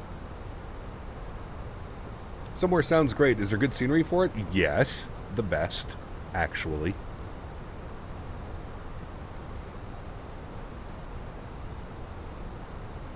No, we're not going to do Boston. We did Boston last week. Hey, Cap, I know in the past you said that you didn't like wing views inside the cabin because it limits the view. Does Chaseplane limit when you can comes to wing views, or have you changed your mind? No, you can change your views with Chaseplane. Chaseplane actually removes. There's no limit anymore with Chaseplane, so Chaseplane actually allows you to set whatever view you'd like. I don't know if you can hear that. Fenix put out an update, and it makes it very difficult to do wing views not inside the airplane anymore. So I just stick to the views inside the airplane now. Montreal to Winnipeg? Ew. It's like a 3.5 hour flight.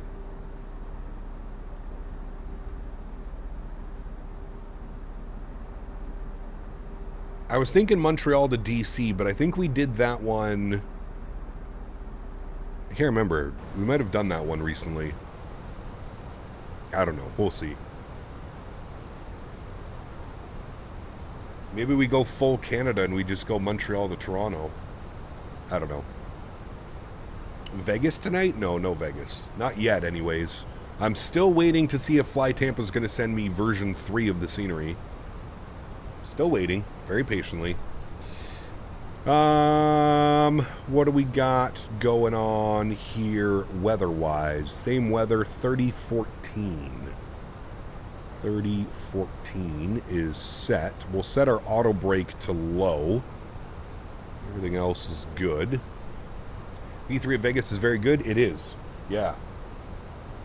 It is. The problem that I'm having right now with Vegas is I have a review copy of Vegas version 2.1 or whatever the other version is. And when I go to the installer and I try to install version 3, it tells me that I have to pay a $6 upgrade fee. When I go to pay the $6 upgrade fee, it doesn't recognize my key because I have a developer review copy of the Vegas scenery. So I sent them an email, I don't know, probably a week or two ago when the scenery released. I sent them a email saying, hey, can I get a review copy of version 3 to take a look at? And I haven't heard from them since. The ILS-26 left is messed up. I think that's the real world. I thought they fixed all that stuff with version 3. I know they had a bunch of terrain fixes and ILS improvements and stuff. I don't know. I haven't flown it, but I know that the ILSs used to be messed up, but YUL to YHZ is an Air Canada Rouge 319. Oh, there you go. They did. It's fixed. There you go. So it's all fixed up now. But I might just have to bite the bullet and just go buy the scenery at this point. I mean, I don't mind supporting Fly Tampa. They do great work. I think they just need to do a little bit of a better job kind of with their content creators. Like, you would think it would be like content creators would be one of the first to get the scenery and make sure that that was all set up so that they could preview said scenery. At least that's how it works with every other scenery developer. But why you all the cord? That would be a long one, dude. That would be like close to 2.5, 3 hours.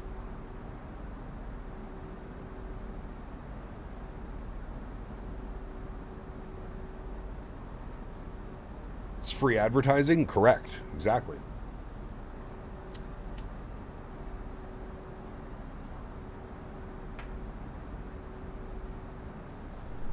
I see our banner is frozen again.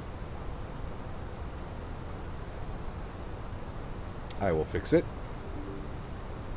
We need Dan to make us the new banner, chat. We need it ASAP. Dan? Dan? You say his name like that, usually he shows up. Dan? I broke it, Dan.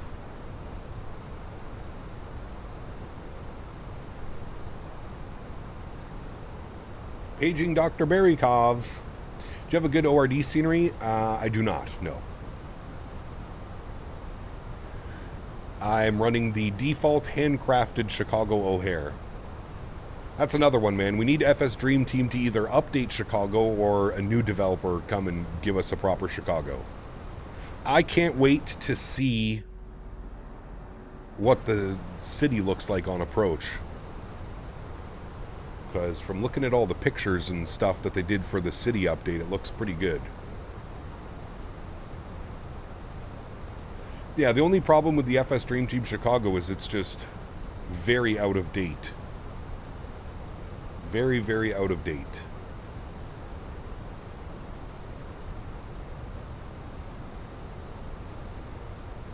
FSDT needs to update Charlotte? Yeah. Can't wait to see Orbex Atlanta. I'm excited for Orbex Atlanta. The only thing that scares me is the performance. I hope that they nail the performance aspect of it.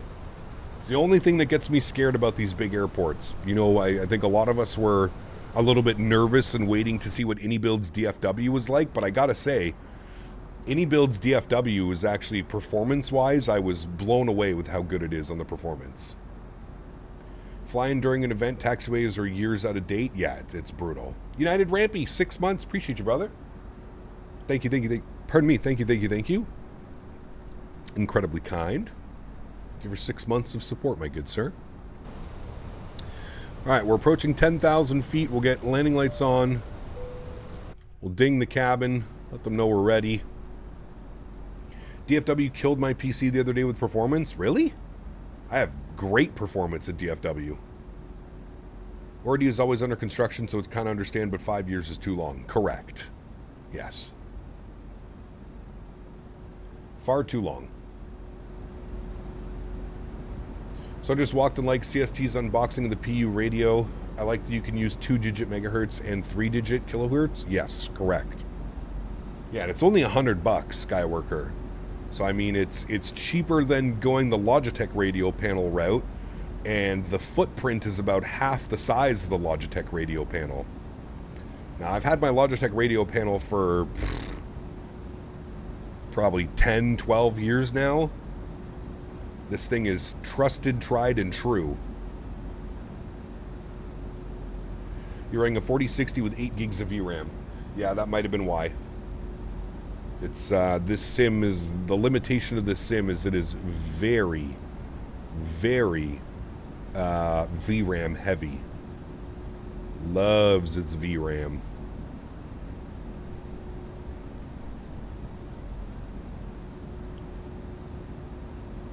Make sure that the handcrafted DFW is disabled. Correct, yes. Yeah, correct, Skyworker, you don't. Yeah. Touchdown, what's up, man? Good to see you, dude. Welcome back. Isn't that where Top Gun is right there, chat? That's Miramar Airport or something. I can already tell, just looking down at the ortho and the photogrammetry, it is much better in this area. And we're still at like 9,000 feet.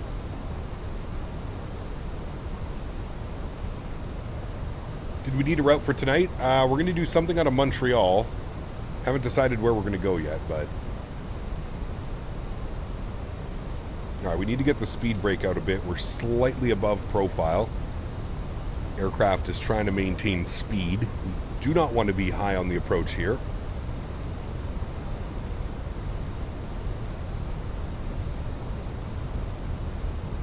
When it was a Navy base, that's where I did my ATC flight physical. Oh, very cool, Skyworker. Very cool.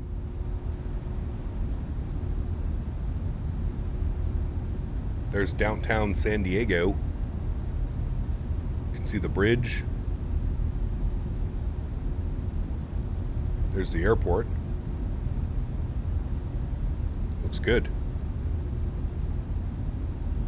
Looks real good.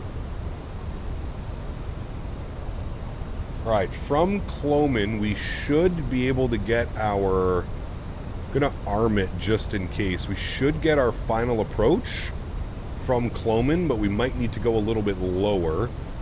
So if we look at our RNAV approach now, you can see that we need to be taco for 2,000. I'm going to bug up 2,000. There's final approach. So we should get our lateral deviation or vertical deviation, so that's good. Speed is 220, so I'm going to get the speed brakes in and armed again. Why do I have such problems trying to arm this thing? Thank you. Did you disable the AnyBuild's DFW options like GSE people static? Yes. GSE is disabled and static is disabled, Miles. I kept the people. I kept the people.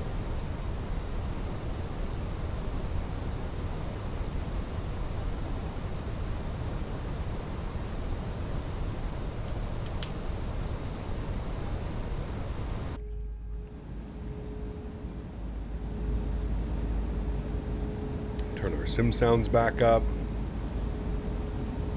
God, that looks nice. Had to learn how to fly Airbus real well. Practice. Practice makes perfect, my friend. Dot CTAF KSAN 18.3. 18.3 for CTAF. Right. That is bugged in.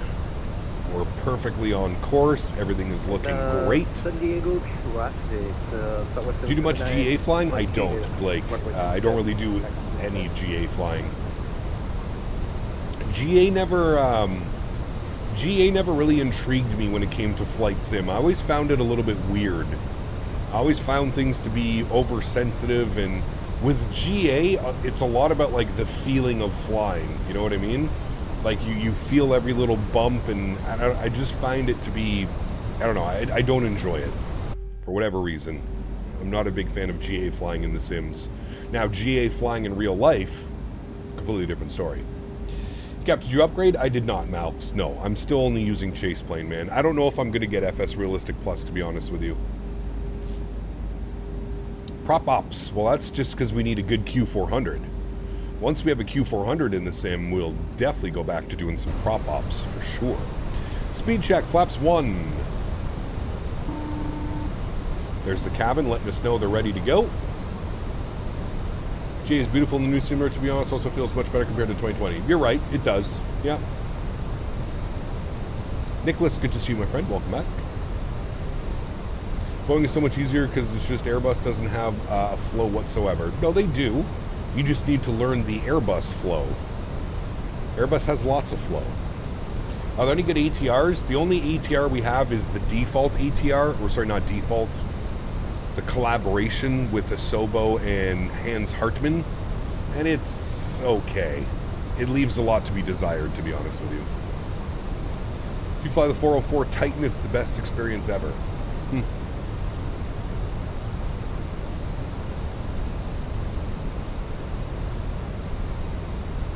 Sweetwater visual over the reservoir. Yeah, I remember, dude, when they used to be the Sweetwater visual and there was no actual RNAV turn. You had to make this turn inbound by yourself. I remember those days. We used to fly this approach on the Pilot Edge network all the time. The Sweetwater visual, runway 27 into San Diego. After some time in the Airbus, I can confidently just fly through the flows and get up pretty consistently, consequence-free. Yeah. Like I said, you've got your Boeing flows, you've got your Airbus flows. Once you figure both of them out, easy peasy. Easy peasy. I got FS Realistic Plus, and it's quite amazing with Chase Plane. Cool, very nice. Glad you enjoy it. That's all that matters, right? Gear down. Lights, lights, lights. Good. All right, chat. We're looking for a nice, firm landing. Not too firm. But it is San Diego, so we're looking for a little bit of a, you know, don't want to be floating the runway. San Diego traffic, United 1712 on about a 7-mile final runway 27, San Diego. Speed check, flaps 2. Go for it.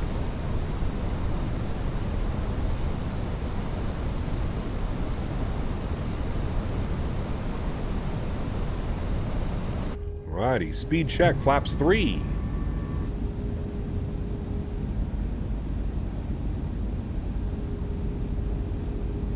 I'm going to try and keep autopilot on for as long as I possibly can because I want to see the visual up here. The airplane is descending quite heavily, 1,300 feet per minute for some reason. Speed check, flaps full. I'm going to throw the control cam on. Sounds are going to go up. You guys ready to do this? Let's have some fun, shall we? My airplane. I don't like the deviation path right now. It seems to be like really taking us low. My airplane. All right, landing checklist. Gear down, 3 green, flaps full, spoilers armed. ECAM is no blue. This definitely looks 10 times better than it used to look. Look at like all the buildings down there now. Yeah, this is incredible. This looks damn good. I remember the highway used to be kind of all jacked up with some weird trees and shit going on. This looks quite nice. 500 feet. 100 so the airplane is commanding like a very... Well, it seems to be a little bit better now. Continue. Captain's gonna brick it? No, sir. Probably, actually. But no, sir. I love San Diego. I think it's my favorite U.S. city that I've visited so far.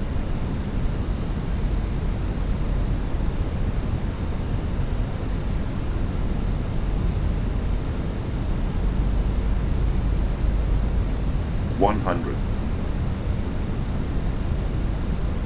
50. 40. 7. 5. Goes down gently, reversers are out, decelerating. Perfect.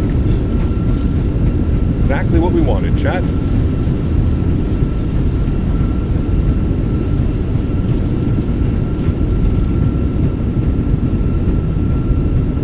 $70 knots, reversers idle and stowed. Ladies and gentlemen, welcome down to San Diego. Very nice. San Diego traffic, United 2420, 3 mile final runway 7, San Diego. Very nice. And we're going to vacate here for him. And San Diego traffic, United 1712, vacating runway 27, San Diego. Very good, my amigos. Very good, very good. Vacate to the left.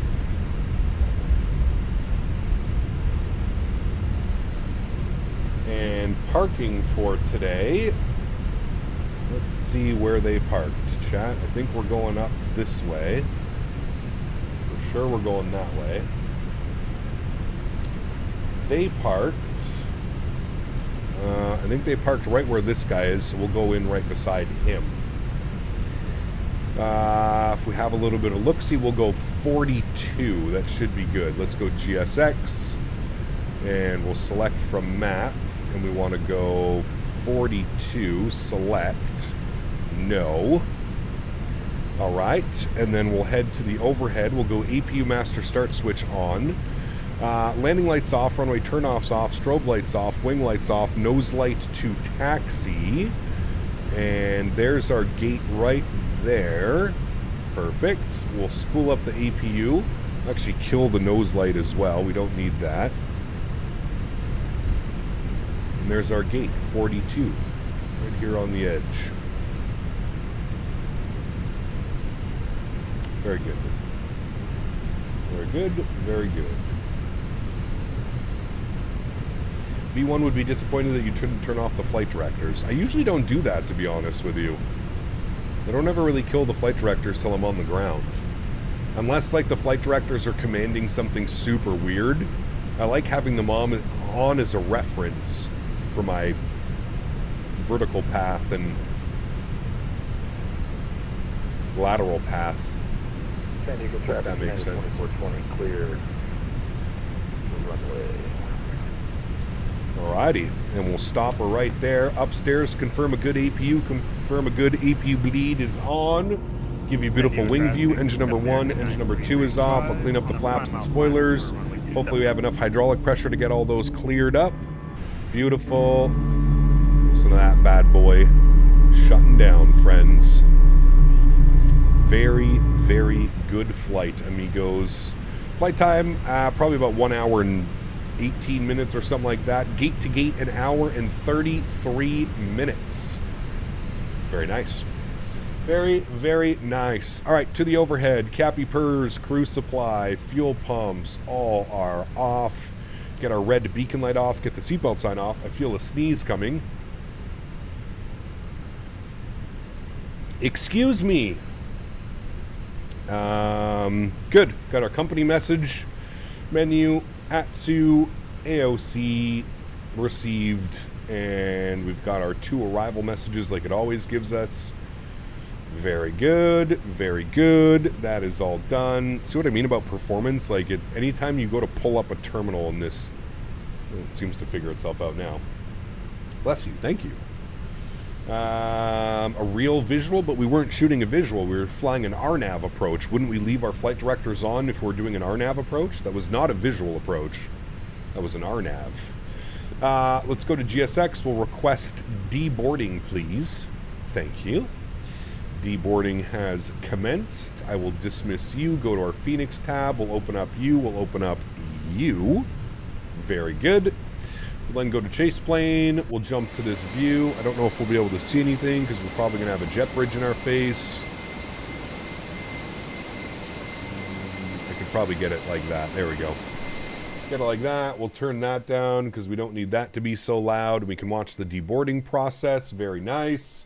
And we shall get set up for the return flight, friends. We are going KSAM to SFO. Good. KSFO. Good. We'll go new flight. United. What was the call sign? It's probably already gone, but we'll use this one. KSAN, KSFO, good. We're on the 320, good. Okay, anytime now. Anytime now, SimBrief. There we go. We're using the IAE engines, and for passengers, let's go 167. No, 168, because we're not doing 67.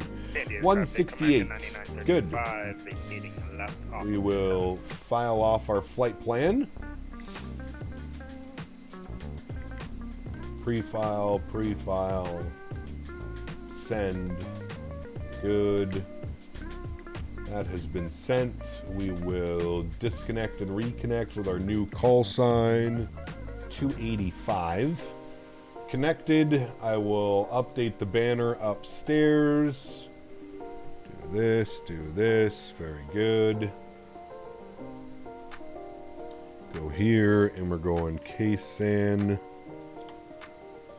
back to SFO as United 285. Very good. Banner is updated. Very nice. Cool.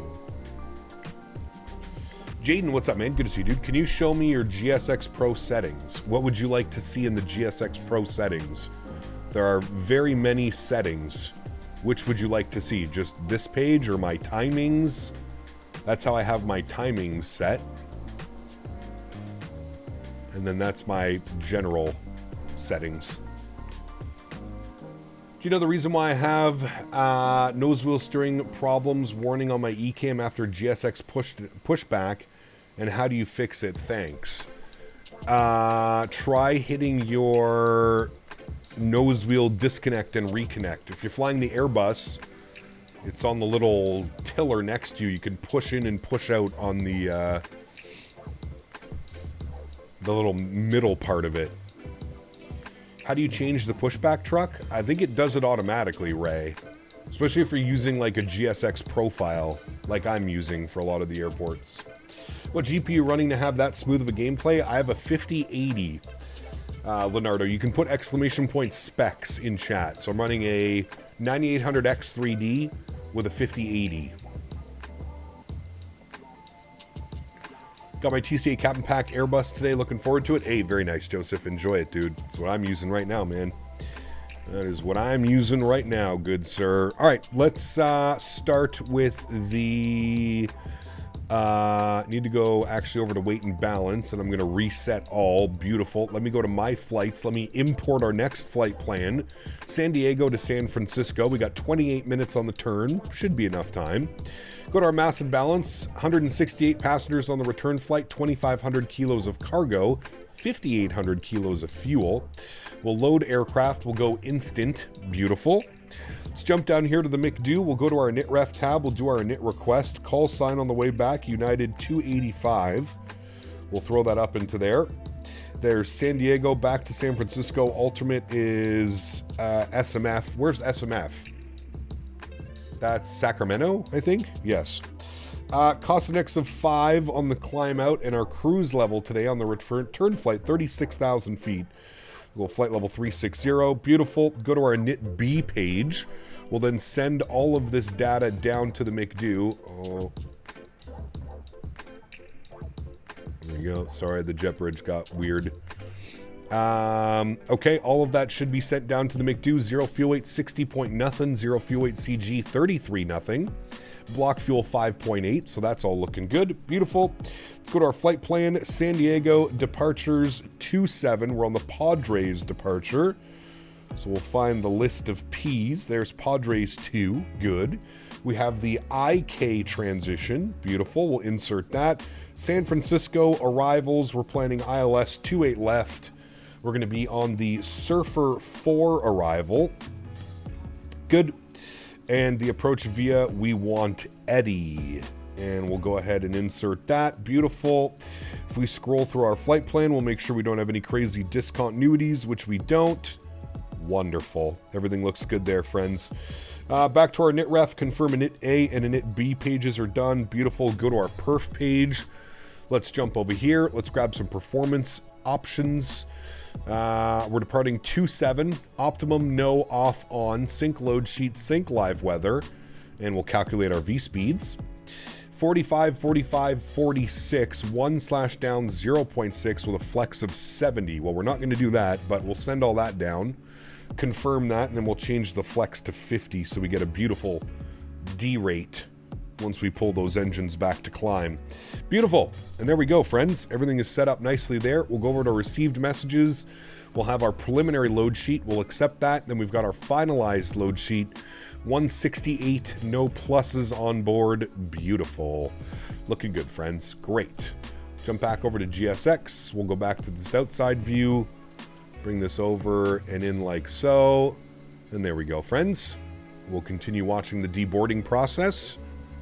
And then we'll get ready to go. Quick little stretch again.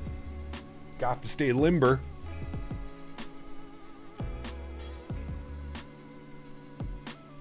Beauty. Are both flight director buttons turned on? Oh, sorry. I'm a bit concerned, Cap. My 320 Neo V2, when I start it up, the flight directors don't show up. It's a problem with the flight plan or something else.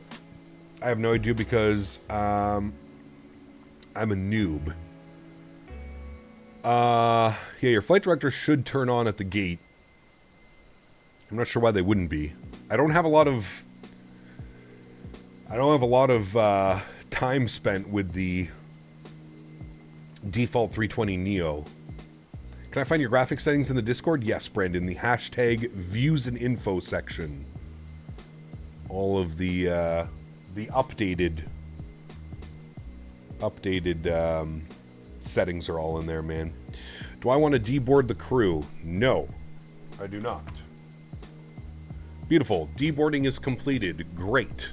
Let's go to GSX. Reload sim brief. Good. There we go. We'll go GSX. We'll request boarding. Sure, you can attach the pushback tug now.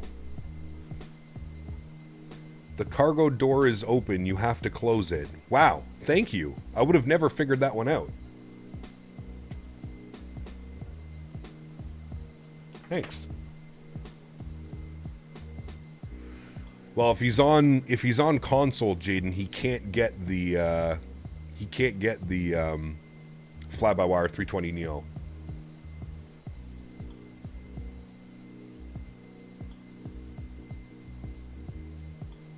Unfortunately, it's not for console.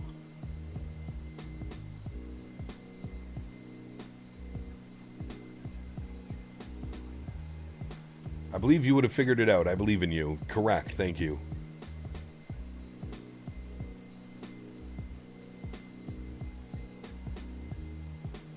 No Kappa 1 PC, but is it money? No, the fly-by-wire is free. Yeah, if you're on PC, I would highly suggest grabbing the fly-by-wire, for sure. The fly-by-wire is free, doesn't cost you anything. Yeah. Have you received your Blackbird tiller? I have not. I have no clue what's going on with that toy. I don't. I'm just assuming he's not sending it at this point.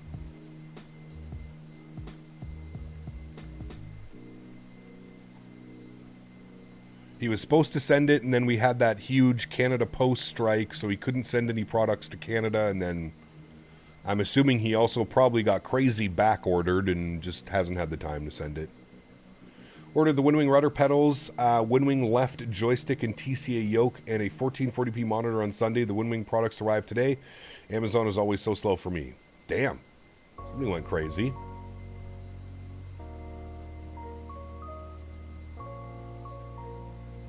Where do I get it? The Fly-by-Wire website? Yes, correct.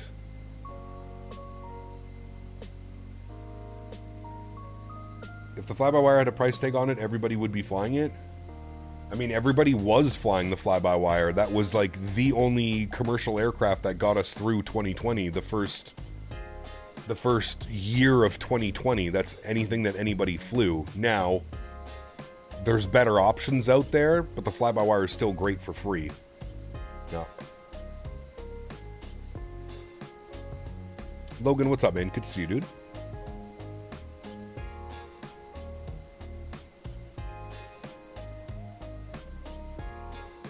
The fly-by-wire is mid compared to what we have now. The problem with the fly-by-wire is there's just a lot of holes in it, like not being able to do RNAV approaches and stuff. I mean, come on. We're in a time now where, especially here in North America, RNAV is... I feel like RNAV is just as common as ILS approaches now. The fact that the fly-by-wire still cannot fly RNAV legs and RNAV paths and stuff like that, that's just it's a big, you know, it's a letdown. It really is. Ordered the Wing Control Orion pedals on Saturday afternoon. They arrived in the office this morning. Can't wait to get those bad boys hooked up. Nice. Hell yeah, dude. Hell yeah.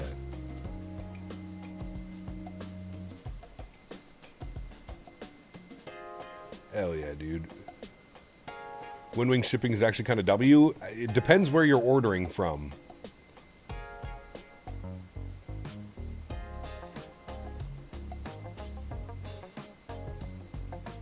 Too bad we don't have a Fenix Neo. We should be getting a Fenix Neo soon. They're in development. We should get one soon. It's not only as common, but it's almost as accurate now. Yeah, correct. Yeah. I mean, that whole approach that we just flew into here, we wouldn't be able to do that if we were in the fly-by-wire. Have you done a GLS approach yet? I have not, no. I have not. Weeks, not months. Yeah, right. I don't think anything in flight sim development, CST, is monitored in weeks at this point. Unless, like, you're seeing a promotional video or you're seeing streamers with something from AnyBuilds, then you know it's actually coming soon. FS Realistic Plus? No, I'm not using FS Realistic Plus, no. Having a problem with GSX where the pushback movement is really stuttery. Do you have this? I do not, Arc. No.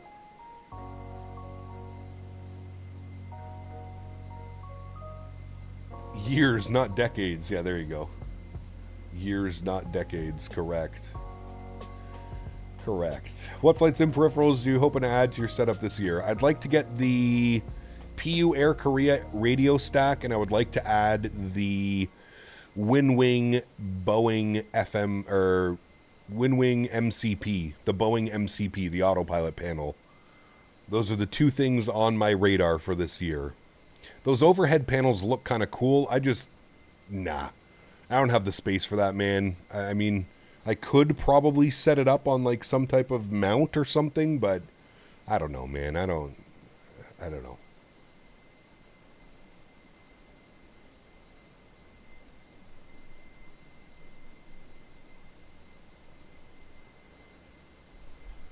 Microsoft Delay Simulator 2024. Yeah, well, if the SDK stopped changing, that would be dandy. It comes with a mount? Yeah, but it doesn't come with the arm. It comes with a mount. It comes with the mounting hardware, but you would still have to get some type of monitor mount. if you wanted to set it up properly, which would be behind your monitor, reaching over your monitor, like it would be in, like you'd want it up and above your monitor, right?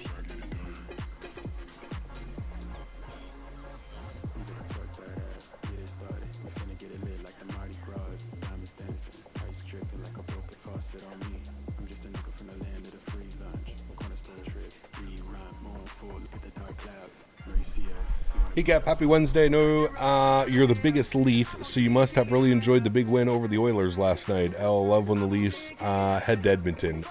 No. The mount is sold separately, does not come with it. Yeah, neither does the arm.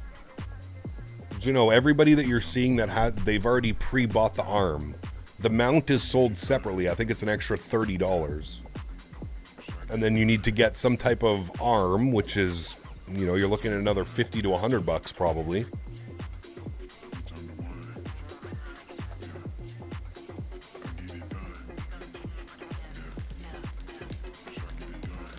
Sunrise goalie fight was pretty cool in the Winter Classic between Boston and Tampa.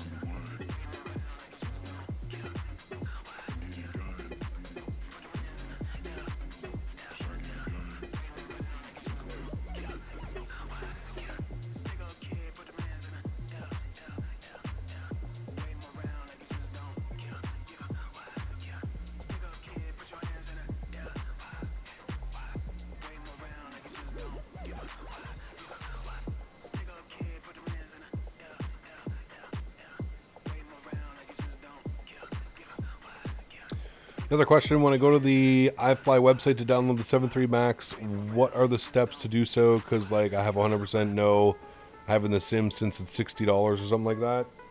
Well, yeah, when you purchase the airplane, you'll get an installer. And then you follow the instructions with the installer, and then it'll install into your simulator.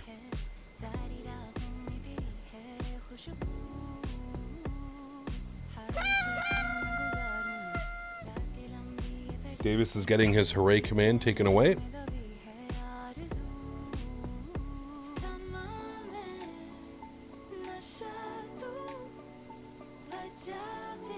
That was a premature hooray.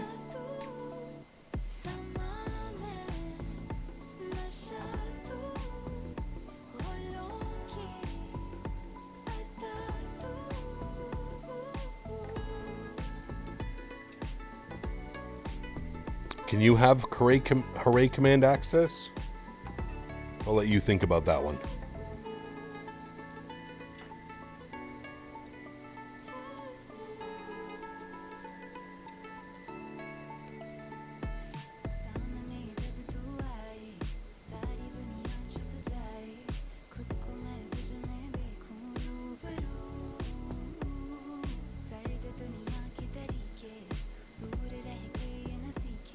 He gave you a new hooray. Oh, wait, you got your new PC? Okay, never mind.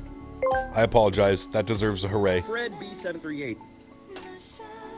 Grade asked me, who do you say will win the Super Bowl this weekend between the Seahawks and Patriots? Listen, I don't give a frog's green ass about the Super Bowl, but if I had to pick, I'd say the team that can punt a ball directly into Tom Brady's smug face deserves a win. Bring on the chaos and let the pigskin fly. Hey, Corbett, Tom Brady hasn't played football in many years. I think Corbett's living in the past.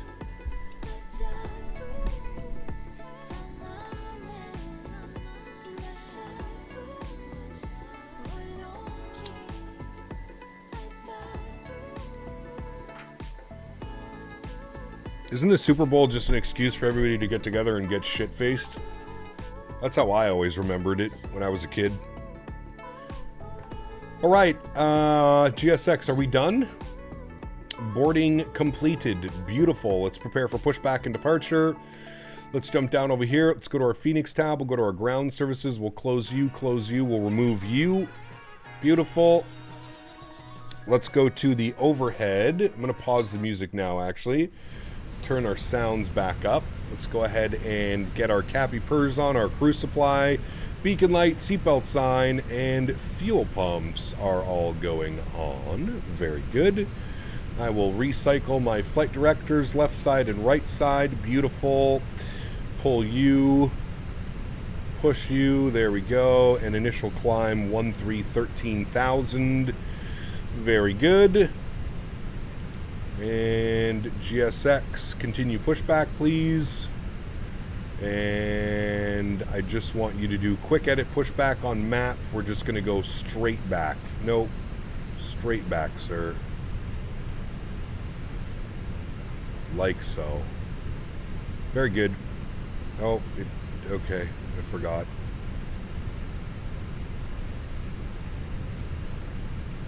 There we go, and we'll save route, and we'll release the park brakes. Squawk code 3365. Okay, same squawk code. Good. We'll restart you. We'll turn you on. We'll restart you. Let's go engine mode selector to the start position. Crank up the sounds. Enjoy engine start on number 1, friends.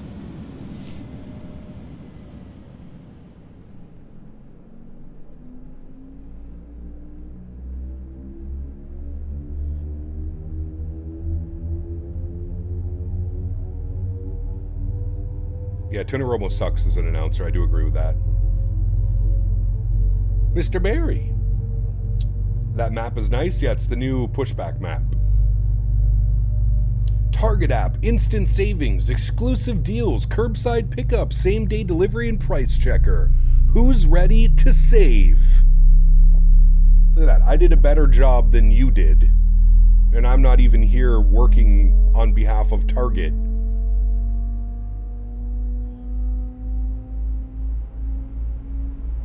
I think Target needs to hire me to do all their stuff. What do you think? I think so.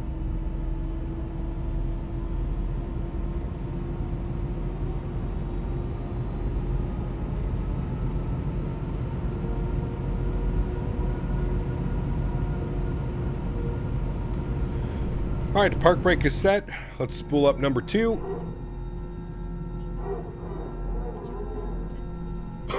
Come stretch at Target today. Yeah.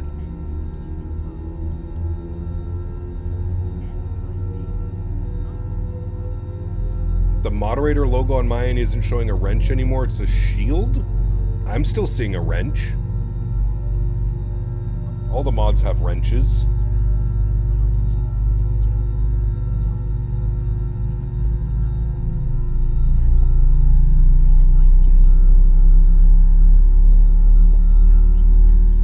Inside of my eardrums vibrate when we spool up the engines in this aircraft.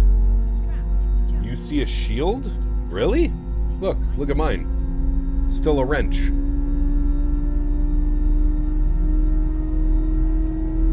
Interesting. Maybe on mobile? Could be, yeah.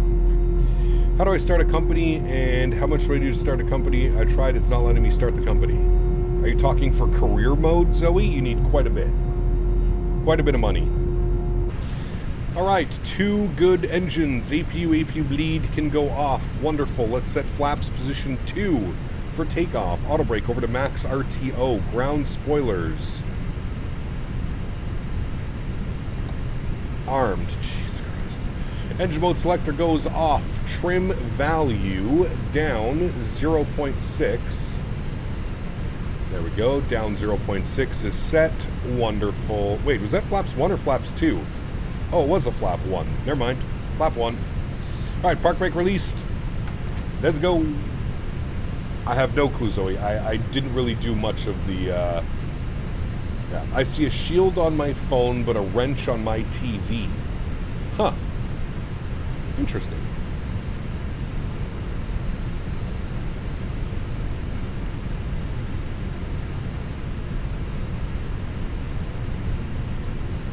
Alright, we're going out this way.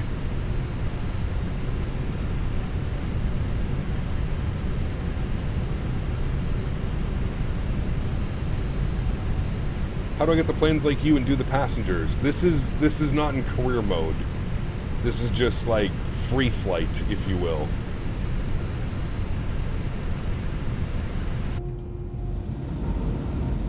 Is that a 777? It is a 777. What the hell is flying a 777?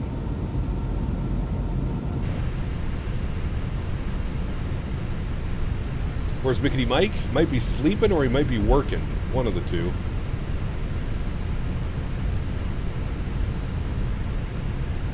I'm wondering what this airplane's going to do beside me. Oh, yeah. Thank you.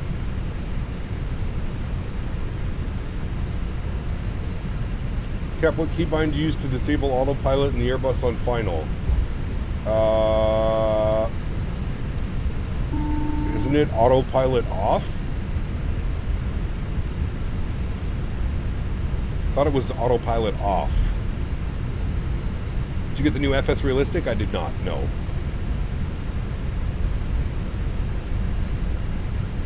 Carving people up like the 401? Yeah. How do you know how to start this plane? And it seems like you've been doing what you're doing. How do you start? I'm very confused. Well, it's like riding a bike. So the first couple times you do it, it's going to be a little bit weird. The more you do it, the more you get comfortable doing it. Yeah, I've ever been in San Francisco? No, never been to San Francisco. I've been to San Diego twice. One of my favorite cities in the U.S., San Diego.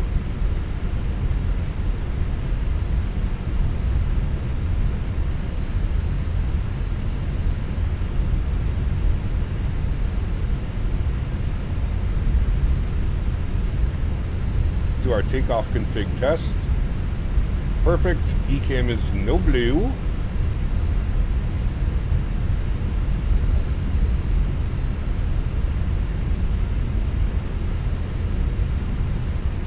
Triple 7 behind me is an interesting choice for this route. That's the beauty of VATSIM, my man. You fly whatever airplane you want, wherever the hell you want. Feel like flying the 777? Take it on out for a spin. You can pause and rewind YouTube videos. Yes, correct. So we got a Southwest taxi going on right now. Yeah, we need somebody to make the new scenery so that we have this new terminal to park at. Who parks at this terminal, chat? Is it all Southwest? Or is it like an international terminal now?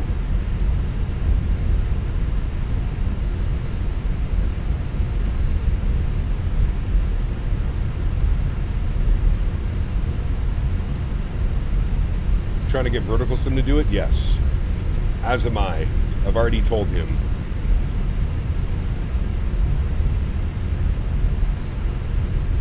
He said he was considering doing John Wayne. I said John Wayne would be fun, but I think San Diego would be better, personally.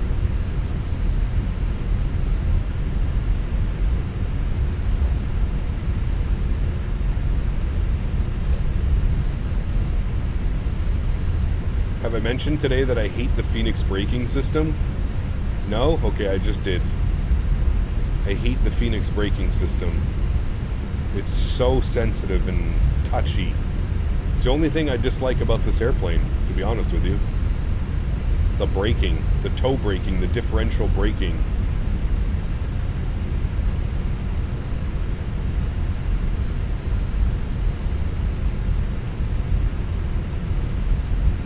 You have to hold it down, but I use differential braking. 777's also going to San Fran? Nice. I don't mind the nose wheel steering, it's just the braking. Like, watch what happens when I apply brakes on either side. Well, that actually worked fine, but most of the time it either shoots to the left or shoots to the right, kind of like it did right there.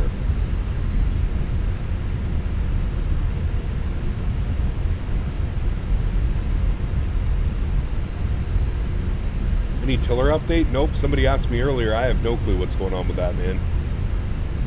I have no clue, brother, man. Everything kind of got screwed up with the Canada Post strike when he was originally going to send it. I haven't heard anything since. banner is broken? Yeah, I'll fix it once we get airborne. Hey, Dan. Dan. Dan. Dan. Dan. Dan, help. We need a banner, Dan. Dan.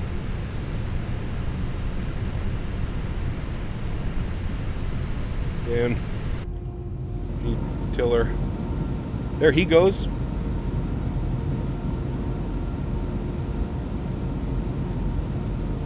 Paging Dr. Barrykov. Landing lights on. Runway turnoff is on. Strobe lights are on. Wing lights are on. Nose lights are on. I am back up on camera. Hello. Beautiful little stretch with our taxi here. I was stretching on some Khalifa mints. A little bit brave to be stretching on that this afternoon, but it's okay. San Diego traffic, United 285, lining up and waiting runway 27, San Fran. We need a Dan emote. Dan. And the banner doesn't care about your deeds. Oh, hi, Henry.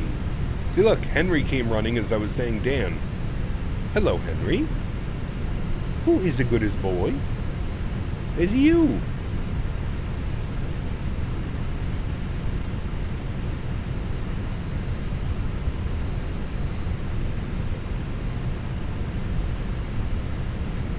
Looks like you're in San Diego. San Diego. In LA. In California, LA. San Diego. Just gonna go to the beach. Alright, that's on. That's set. Beautiful. You guys ready to row? Ready to row? Ready to go. Yeah, there we go. San Diego traffic, United 250 something. Running runway 27 San Diego. 285. I said 250 something. Good. All right, sounds are up. Let's go flying, friends. Throttle's to about 40%. Beautiful. Slight nose down pressure. Chrono's on. Stabled. Let's go. Manflex 50 SRS runway. Auto thrust. Lure. Takeoff power set. We're rolling.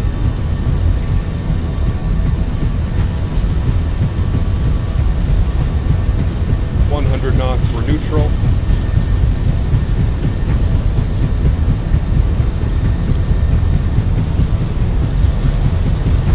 P1, we're rotate. San Diego, which is Spanish for whales, vaginas. Positive rate, gear up.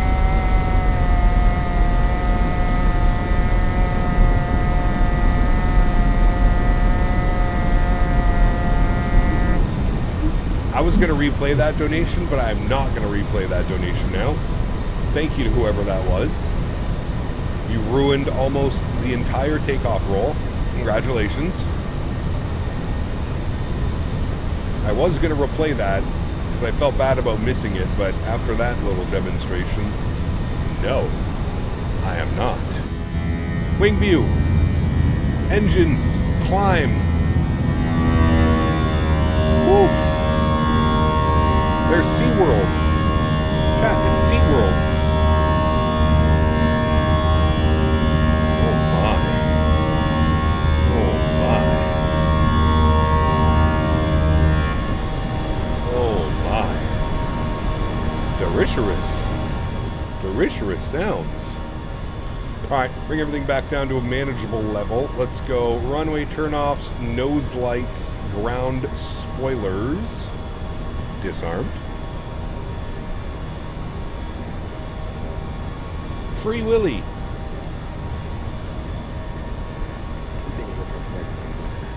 And speed check, flaps cleaned.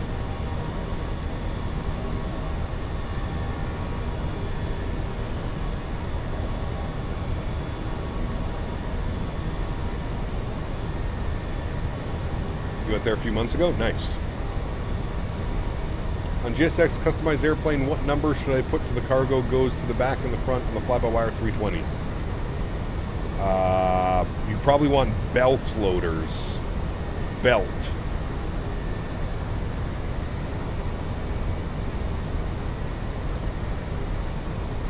Alright, well, one of the more boring SIDs out of an airport. We're on our way. There's 5,000 feet. I'll go autopilot on, bring you back up into the flight deck. We'll bug up our cruise altitude, no ATC, so we'll just send us all the way to 36,000 feet. Very good. And there we go. Leaving the coastline of California behind us. No, not California, San Diego. We're staying in California. How do you join on a flight in your guys' area like you? VATSIM. Put exclamation point VATSIM. But if you're having problems setting up your aircraft, I don't suggest doing VATSIM. That would be a great way to get removed from the network. Also, VATSIM's new rules, you have to be 16 years or older to sign up for a VATSIM account.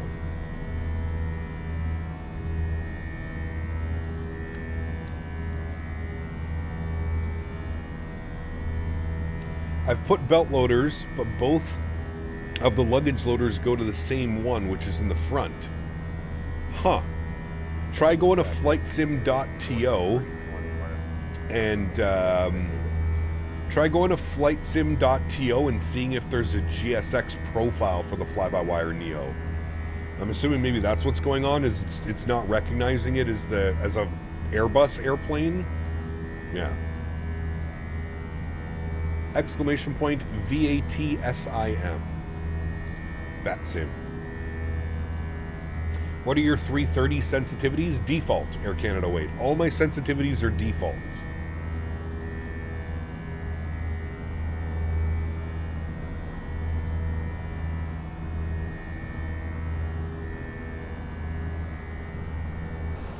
Alright, we should be reaching 10,000 feet. There it is. Landing lights will come off. Seatbelt signs will go off as well. Beautiful.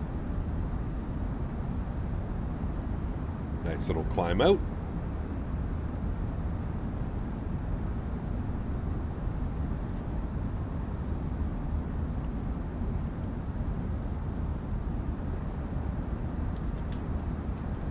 Some agua.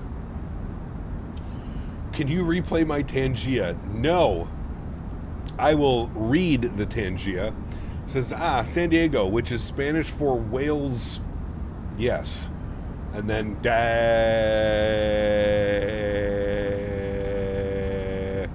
however the bot said. Thank you, Cap Minnesota. When I go to the network, what do? I'm just going to say this as nicely as I can, Zoe. Don't go on the network. You're very clearly not ready to attempt to go onto the network. Picture VATSIM as like the final boss, right? When you get a video game, Super Mario, something like that, right? Usually, you know, it starts you off nice and slowly and you learn the game and the mechanics and how things work. And then you have like the final boss, which you beat that character and you've beat the game. That's kind of like what VATSIM is. VATSIM is the final boss of flight simming. It doesn't get any more realistic than flying on a network with other pilots and other controllers. So I'm just being as nice as I can. Learn how to fly the aircrafts properly on your own time offline. And then when you feel that you're ready and you feel like you're confident enough to get onto a network and speak to other people and fly the aircraft properly, that's when I would suggest going over to VATSIM. Now, I'm again, not being rude, just trying to help you out as best as possible. Because there's nothing more embarrassing than setting up for a VATSIM flight, getting on the network, and then getting absolutely destroyed and reprimanded by VATSIM controllers, VATSIM supervisors, and then getting your account essentially banned or timed out. You know, nobody wants that. I would like everybody to join at some point on VATSIM, but you have to be ready. You have to take the right steps. You can't just jump on the network, not know how to fly your aircraft, not know how to set up radios and squawk codes, and there's tons of stuff that you need to learn before just jumping on the network. Tons. Yep, Air Canada, wait. I answered you already, buddy. Default. I run all of my joystick profiles default. In Microsoft 2024, it's not like 2020. You don't need to, you don't need to make these crazy adjustments to your side stick sensitivities and stuff. Nothing worse than getting yelled at by ATC. Well, it's just embarrassing, right? Like, I get it. We've all been there. I've been there. Everybody, I'm sure, has been there at some point. Something doesn't work. Something's not working properly. The aircraft messes up. Something, whatever it may be. You have to be able to deal with those types of things and stuff. Cap, here it is. Airbus or Boeing? Both. I don't really have a preference, man. They're both really fun. Yep. Hey Gap, hope you're doing well. Just come back from a solo flight for my PPL under the sunset. It was beautiful. Do you also have some news about the A320? Very cool, BU. I do not have any news about the A320, unfortunately. No, I do not. Been there IRL. ATC can get quite nasty. Yes, correct. Yeah. I can think of a few things worse than getting yelled at by ATC. Having a tapeworm, probably worse. Yeah, but not, you know what I mean. Don't listen to AJ. I mean, that is terrible, but you know what I mean. Talking, flight sim. I get it. People are excited and they want to be able to fly with us, and they want to be, they see all the ATC and they see all the other airplanes. I get it. People are excited and they want to, they want to try this. They want to be able to experience VATSIM and other things. I get that, but you have to take the right steps. It's not like, it's not just like an open multiplayer where you can just kind of, if that's what you're looking for, I would suggest maybe checking out like the regular Microsoft multiplayer, that type of stuff. Because then you can just log on, you can see other airplanes, you can fly loop-de-loops, there's no consequences to flying on like a multiplayer, that multiplayer network. VATSIM is a lot more serious, and they have codes of conduct and supervisors, and yeah, you'll end up getting bitched out, yelled at, screamed at, and then it's going to ruin the experience for you. It's not going to, it might not ever be the same. So sad to see they were active during the last summer and the project feels dead. Sorry, which one's that, BU? Which one was that? When you hear call sign, what are you doing? You're screwed. Yeah. Oh yes, the banner was dead. I need to reset the banner. Thank you. You reminded me. Oh, the A220, it's coming, BU. It actually, we should be getting it sometime soon. Like within the next couple of months, I would expect. They said Q1 of 2026. Q1 2026. So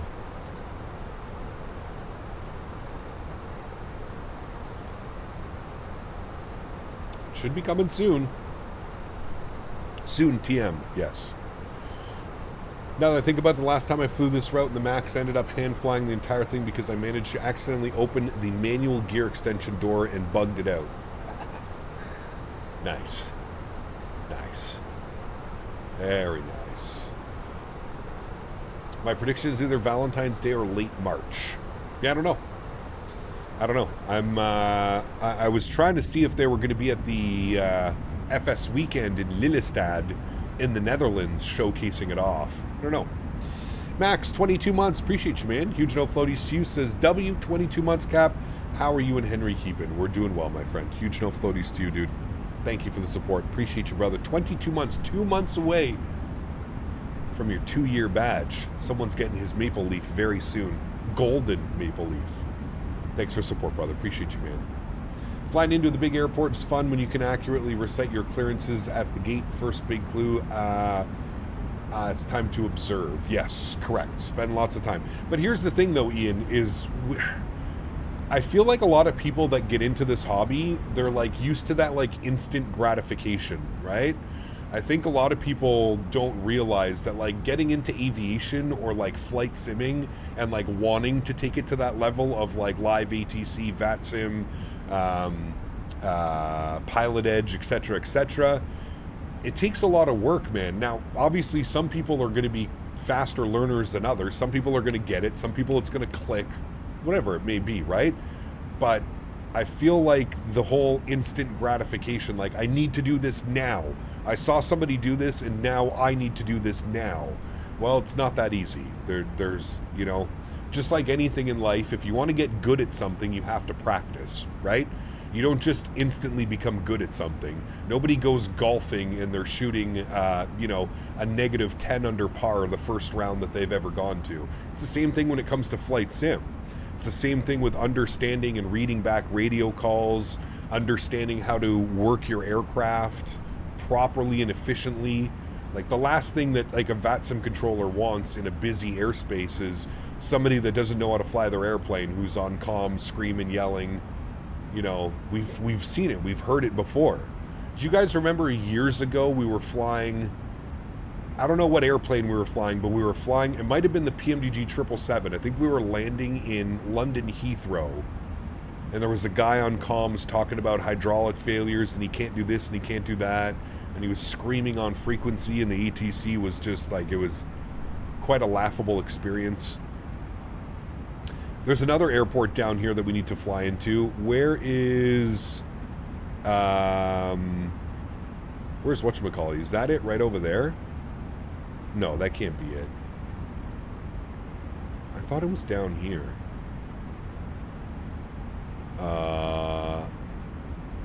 Long Beach Airport. Is that Long Beach right there? Is that it? I thought there was like two runways, intersecting runways. I could be wrong. It's been forever since I've flown to Long Beach. That is the one, that is Long Beach right here that I'm looking at? Oh shit, okay. Huh. I don't know why in my brain did I think there was like intersecting runways. Boeing fan, what's up, man? Good to see you, dude. Welcome back.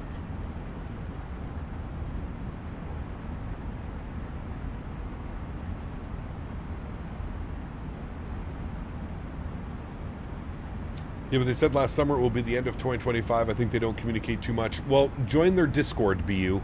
I think a lot of people get a little bit confused. If you want to stay up to date with any of these developers, Fenix, PMDG, AnyBuilds, all of the developers, you have to join their Discord. That's the only way that you're going to get weekly, bi-weekly, monthly updates for aircraft. You have to join the Discords. That's the only place that you'll get those type of updates. Yeah. That was not Long Beach? That's what I thought.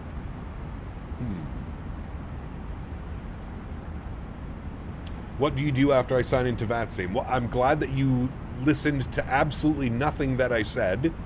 So, good luck to you, my friend. I think that's where we're going to end the conversation on what you should be doing with VATSIM. So, I see that I spent all that entire time explaining to you as nicely and easily as I can for you to ignore every single thing that I just said. So good luck, my friend. Good luck. Good luck to you. We were looking at John Wayne. That was John. I thought John Wayne was closer up into like the mountains. Isn't John Wayne somewhere? That was definitely not John Wayne. John Wayne has two parallel runways.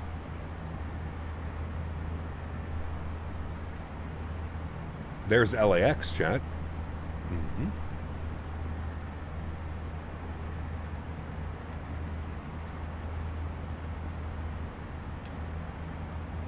This is why I could never be a father.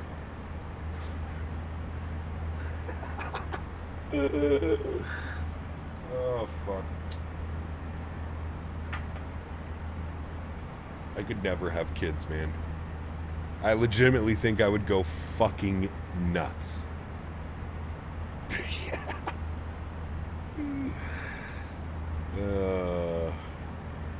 Well, I'm on their Discord and also their tag, but we don't get much announcements. Oh, okay. I don't know about that one, Bomb Tech. It's 2026, my man. I did have to reprimand a couple of aircrew IRL in my career. Very unfortunately, but it needed to be done. Retirement means I reprimand other people. Exactly, GMC. Exactly. We should get GMC be an ATC over there in Europe somewhere. Have you ever considered that, GMC, or are you so far like I'm done with the whole ATC stuff? Have you ever considered signing up for VATSIM? Like the controlling aspect of it?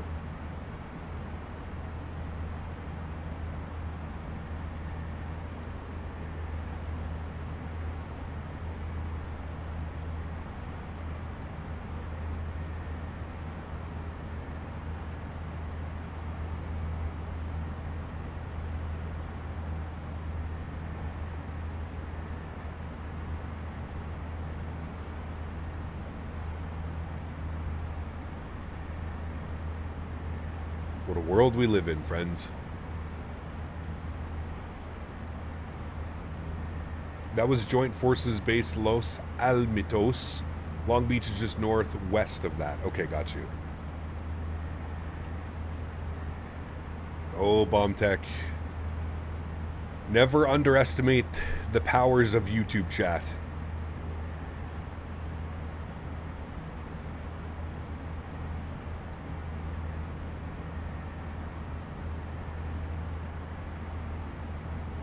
So, Captain Cap, what are your predictions for the Super Bowl? I have no clue, man.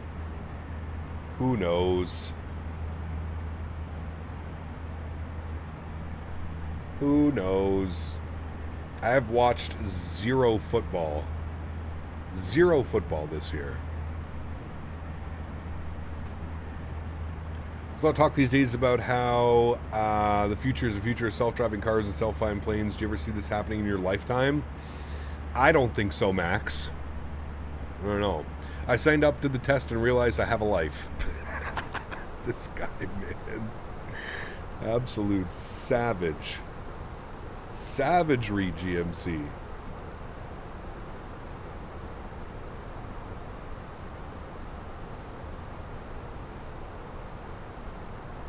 We're supposed to be at 3.5 or 3.60. We're supposed to be at 3.60. Why did the airplane level off at 3.5? Wait, what? Oh, that was weird. My autopilot panel in front of me was saying 36, but on here it was showing 35,000. I was wondering why we weren't climbing. We got it. Too Wicked, 37 months. Appreciate you, my man. Huge no floaties to you, dude. Thank you very much for support. I appreciate you. Thank you, thank you, thank you. 37 months, my man. Snoop, what's up, man? Good to see you, dude. Welcome back. Hope you're well. Self-flying planes are a big no-no right now. Yeah, well. After dealing with plenty of Chicago buffoonery on the train, etc., people, in fact, can be dense. Yes. I call them quote-unquote special. Quote-unquote. Special. My special little guy.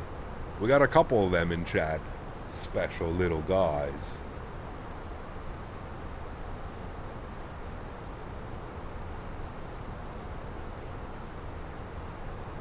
Cap, do you think the Sens will make the playoffs? No. Unfortunately, I don't, Mike.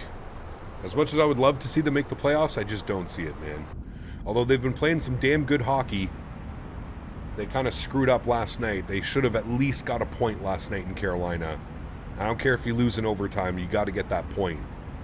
And they let Carolina, terrible line change with 5 minutes left in the game, send Carolina in on a breakaway, boom. Not to mention we have a 37-year-old goaltender in James Reimer in net. No bueno. How much is the Fenix? You can put exclamation point aircraft, Snoop. It'll take you directly to the website. No, Jordan, it's a 5-year-old account. Go Carolina? Dude, Carolina, that goalie that you guys have, Bussy or Boosie, whatever his name is, that dude's incredible, man. Undrafted, 28 years old, just comes out of nowhere. Fastest goalie to 20 wins. Third fastest goalie to 20 wins ever.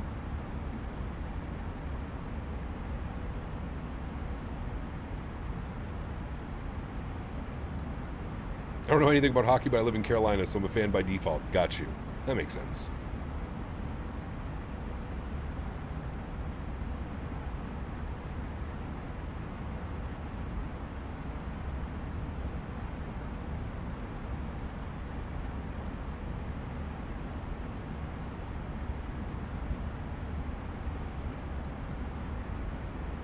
Hot hand in the neck gets you a cup? Absolutely. Yeah. 9 days until college baseball. Really? Damn. I think spring training is supposed to start soon, isn't it? I think it starts in March. I'm about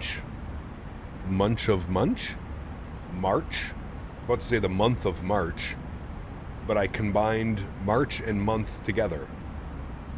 April 1st? For spring training? Correct, Bomb Tech. I do that quite a bit, actually. Believe it or not.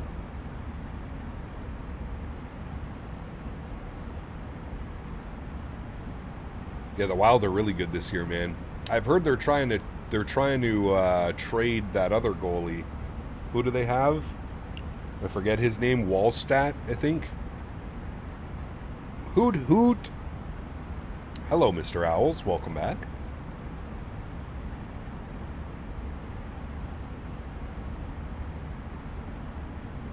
Zoe, we've already explained it as best as we can, my friend. I don't know what you're expecting me to do when it comes to like helping you get onto VATSIM. There's hundreds of tutorials out there. There's tutorials on the VATSIM website. There's YouTube videos. That's going to be your easiest way to get onto VATSIM. There's not much that I can do. I mean, I'm not going to walk you through the install process and all that. Like, there's specific and dedicated videos for that.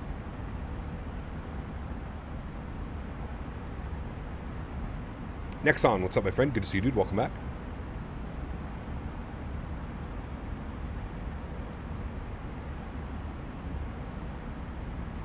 Cap, cannot wait to spend part of my birthday Friday with you flying, brother. Hell yeah, Cap Delta Dog. Should be fun, man. I don't know where we're flying on Friday yet. Cap, when a German co-pilot intentionally crashed a Germanwings plane March of 2015, did that change anything for pilots and crew leaving the flight deck? I think it did, yes. I believe that it did. I'm not sure how it works, but I think... Doesn't somebody else need to be in the flight deck at the same time if like one of the flight attendants has to go into the cockpit or something? I don't know.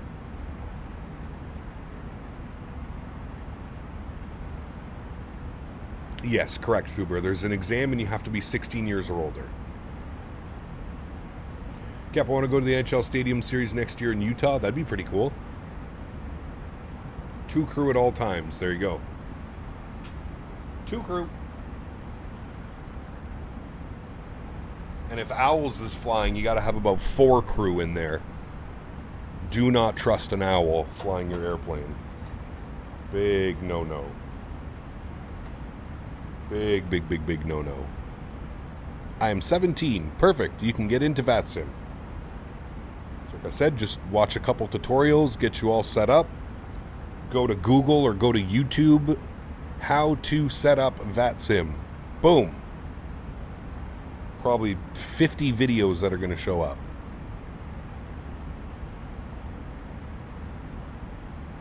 You a golfer? I used to golf all the time, P-Thibs.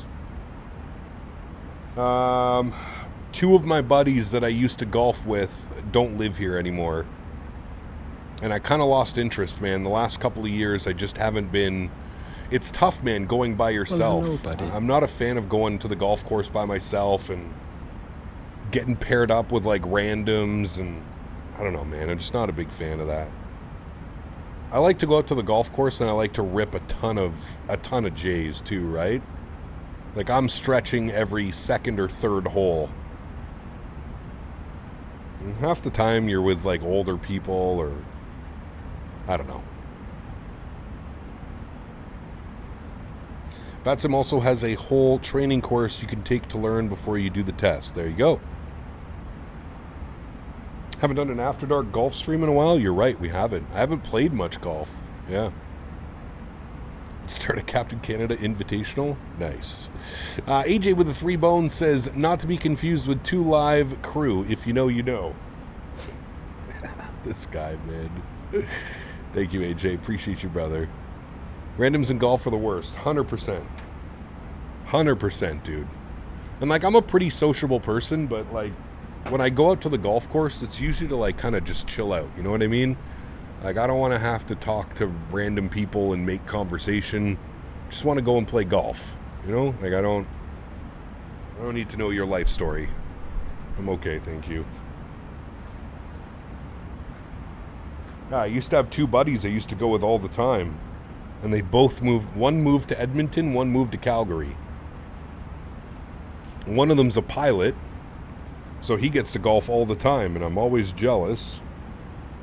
Because he has a bunch of his, you know, pilot buddies that he goes golfing with and stuff. what do pilots do? They golf or fish, right? They have so much free time. They're either golfing or they're fishing. Every pilot I've ever met in my life is either a golfer or a fisher. One of the two.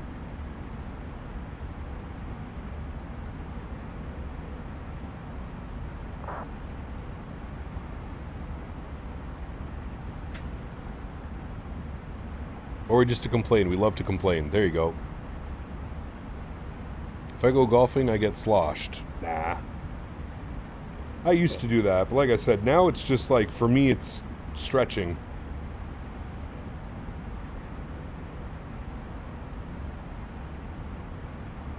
But I'm also not one of those people that like blatantly stretches in public and like, I don't care if you don't like the smell. Kind of just, you know. Dad went out to get milk, hasn't been back in 3 hours. Uh-oh. Should check Davis. Davis knows a little thing about that. I stretch too, and my elbow.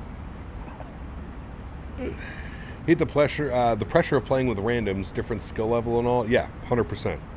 100%, man. Like, and I'm not very good at golf. Like, I'm okay. I can shoot like high 80s, low 90s. But yeah. I don't know if you knew, but Lufthansa is retiring the 330. Really? Huh. What are they replacing it with, Owls? 21 Neos or something?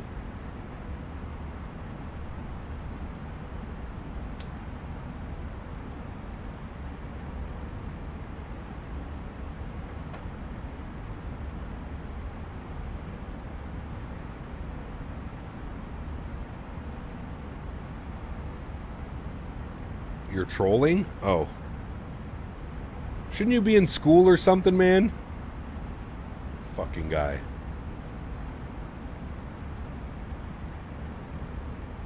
They're retiring the 340? Well, that would make a lot more sense.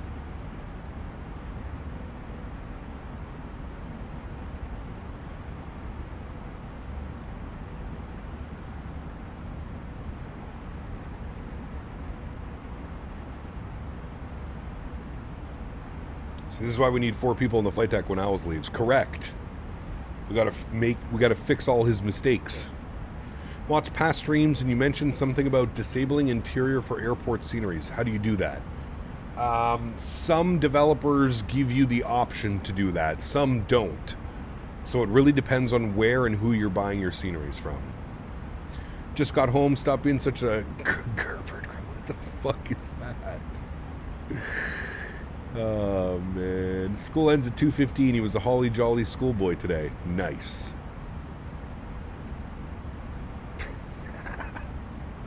Look at Owls, man.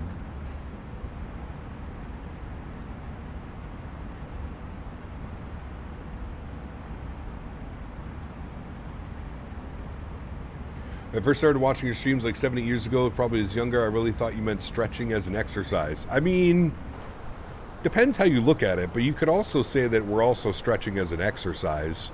We're just not, you know, we're not exercising your traditional muscles, if you will.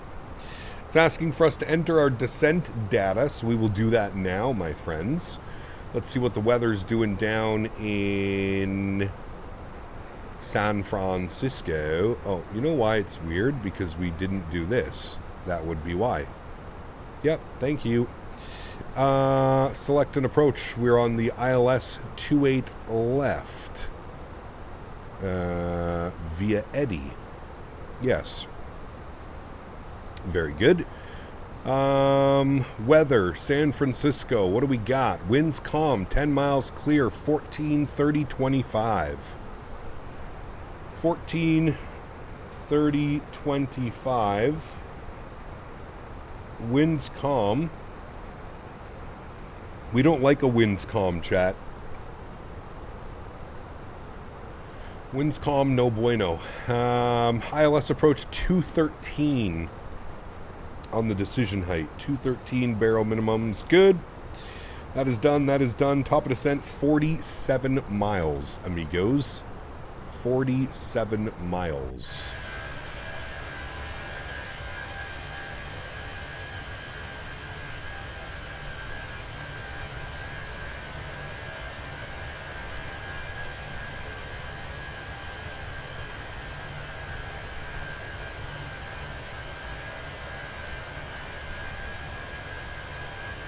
Such a purty looking plane. Winds calm, instant crosswind. No, I suck when the winds are nothing.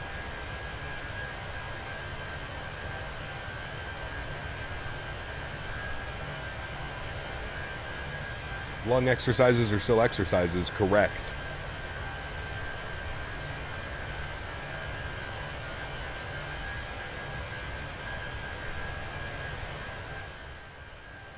That's a little bit loud.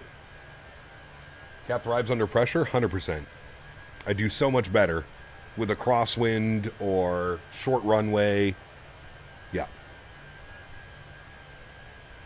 So in my opinion, it's like the early variants of the 340, like the 300. You can guess what they're known for.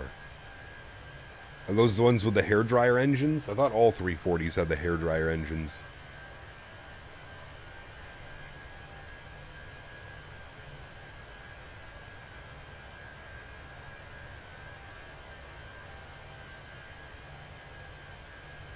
All the stroopwafels and Biscoff cookies are gone.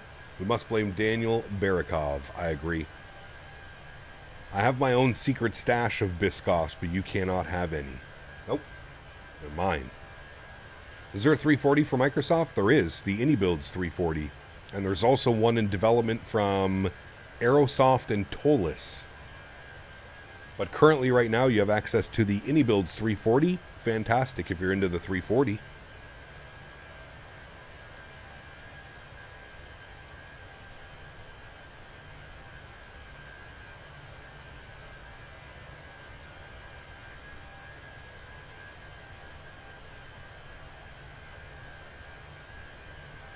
I thought all the 340s were underpowered.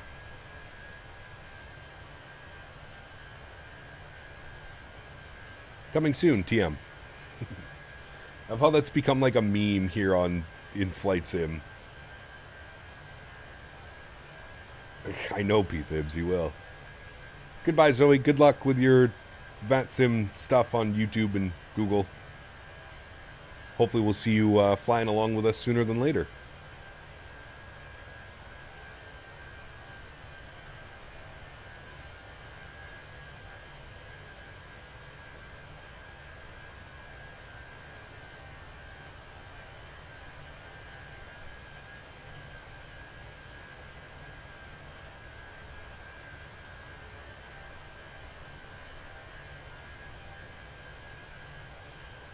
Winds calm, going to be a little prank awaiting? Exactly, Mike. You already know what's going to happen. You want him to fly along? Only if you fly along with me, Owls. Please. Zach, what's up, man? Good to see you, dude. Welcome back.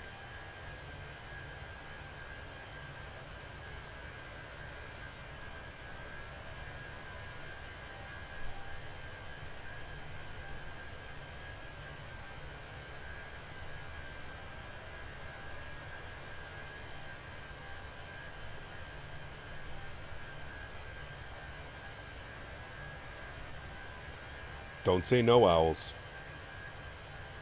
Don't say no.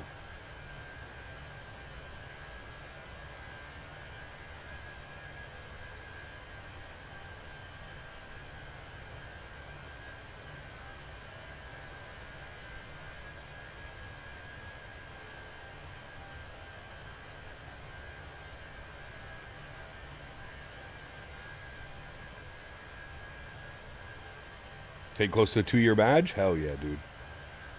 Hell yeah.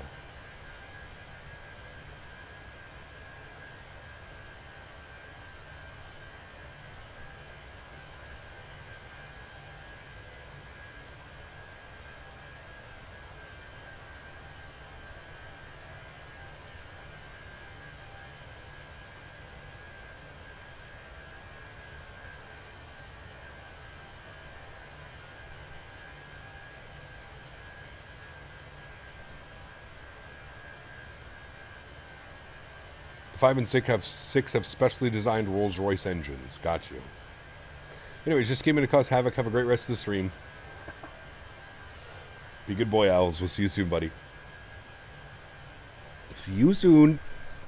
All right, we are 5 miles from top of descent. It says speed error at He-Man. I'm not going to be worried about that. Descent on the Surfer 4 takes us to Eddy, 6,000 feet, 240 knots. So we're going to bug up 6,000 feet, and we're going to punch that in, and we'll start our descent now. And then here, I'll give you this wing view. Listen to the engines as they spool down. Ready? Listen.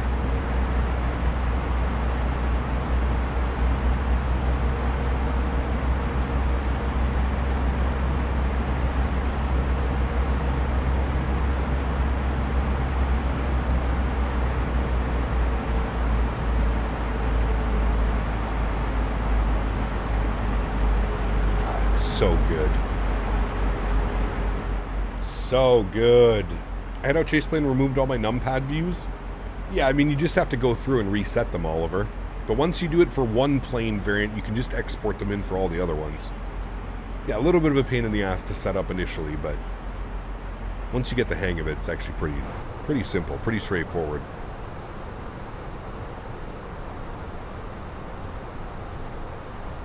It's the worst feeling if you're ever scared of flying IRL. What, when the engines spool back like that? No, it's the best.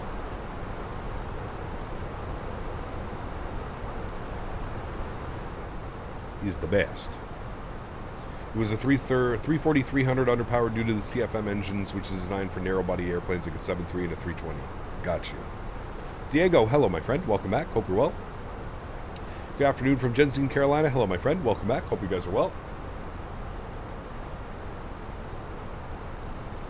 Happy Wednesday.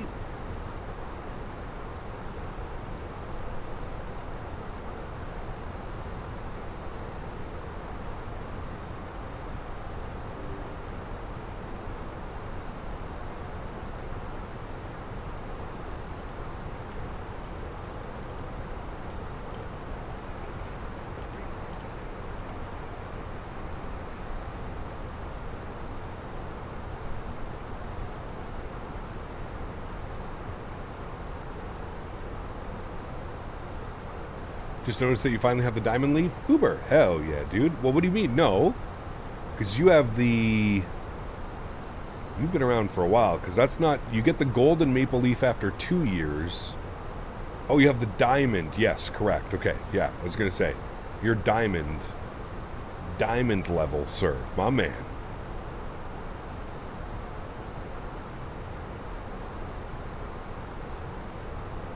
Cap, do you have FS Realistic Plus? I do not, Diego. No. I am just running Chase Plane with the real physics camera.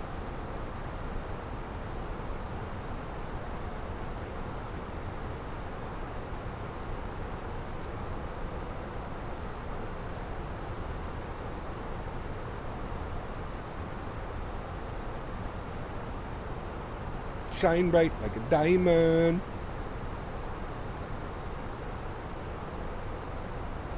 What does Chase Plane do? It completely rewrites the entire camera system for Microsoft Flight Simulator.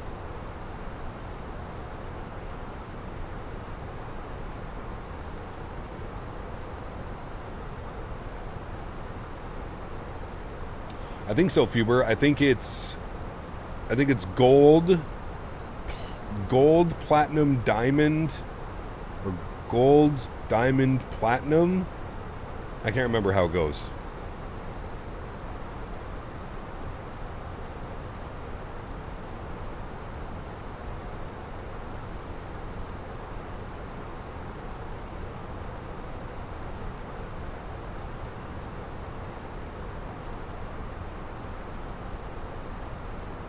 Just about to land in Heathrow in the 319. Wish me luck. Smash it.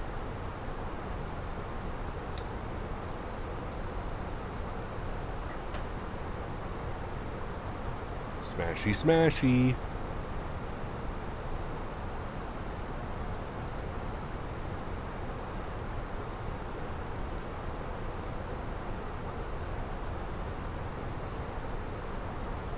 YouTube shows us 4 years. Ah, there you go.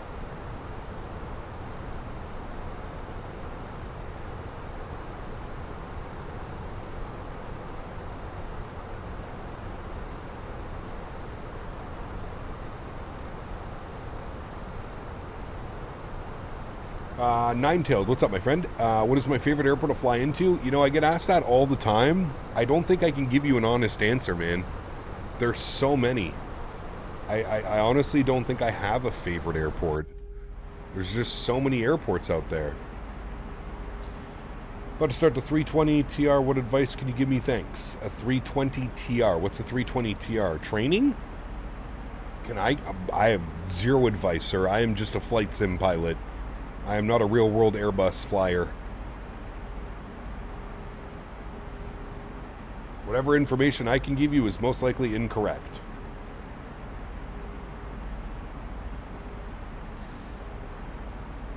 Flew the Mad Dog into Rome today. Weather was nasty. Ooh. Did you get the new Rome from MK? Type rating. Oh, well, yeah. Yeah, dude, I am... Might as well try and learn Chinese at the same point right now together.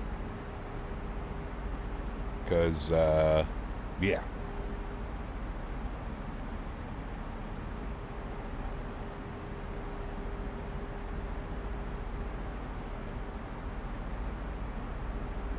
Gab, do you think Wing Control's aggressive strategy of partnering with a wide variety of content creators is being effective? What's your take on it?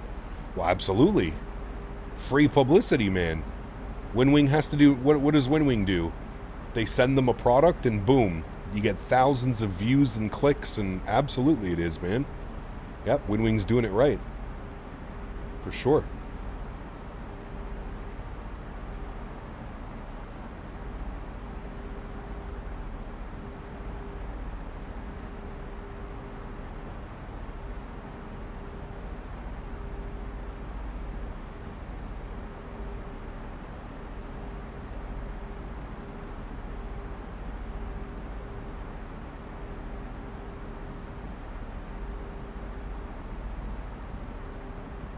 Yeah, I'm very excited for the 7.4 as well. I can't wait to do some cargo runs in the 7.4, man. Need some speed breakout a little bit above profile.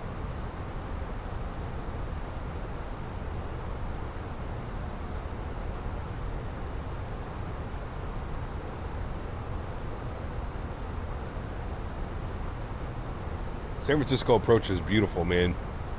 You come in, kind of sends you out here into this little bay area out Silicon Valley, and then we're going to go across some mountain ranges and then down into like San Jose, kind of, and then it takes you out over the water just before Oakland, and you get San Francisco. It's beautiful. Did you see the Speed Tape Films teaser? I did. Very excited. New episodes coming this month. Very interesting. Sounds like I'll have some great content to watch at night while I'm hanging out. It's perfect. Oh, winds have changed. 060 at 3 now. 3022. I wonder if it's changed in here. We put 3022. And then what were the winds? 060 at 4? 060 at 3. 06 at 3. Now, I don't know if the sim will have already picked up this, but we'll plug it in anyways. And we'll go 3022. Good. I think this whole area here was redone with new photogrammetry and stuff. I remember seeing that in the trailer. Which San Francisco do you recommend? Flight Beam San Francisco, ! Scenery in chat if you would like a link. There's also a direct link in the description below.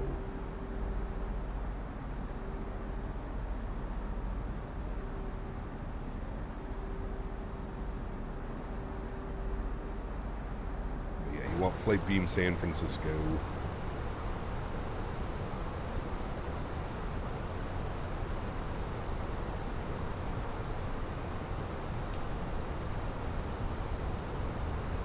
Not feel there? No. The only feel there scenery that I will ever suggest and recommend right now is Cincinnati. They unfortunately make the best Cincinnati, which doesn't really say much, but Cincinnati is the only feel there scenery that you'll ever see me probably fly into. I actually think I have their St. Louis as well. St. Louis, Missouri.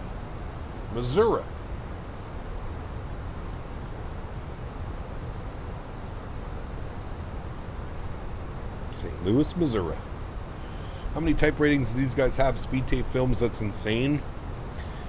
I think they're typed on the 320 series, so 19, 20, 21.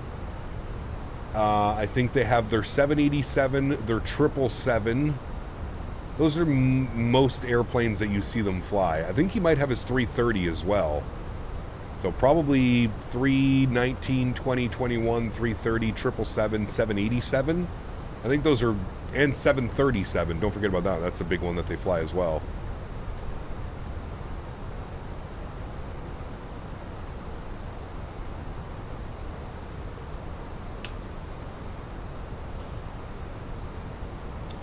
I've seen the one with the 7.5. Yep, you're right. 7.5, 7.6. I have seen them fly that as well. I saw the 7.6 one. Yeah. No, they're awesome, dude. They're those are great videos. They're so well made as well. The production value on the videos is always good. There's always like a little story going on with like some nice smooth jazz in the background. And then of course the beautiful views of them flying along, and you learn a lot about all those little airports that they fly into, the little fuel stops and stuff that they do. We just did that not too long ago. We did the Guam United Island Hopper. We went to all those little islands. It was pretty cool. It was pretty cool.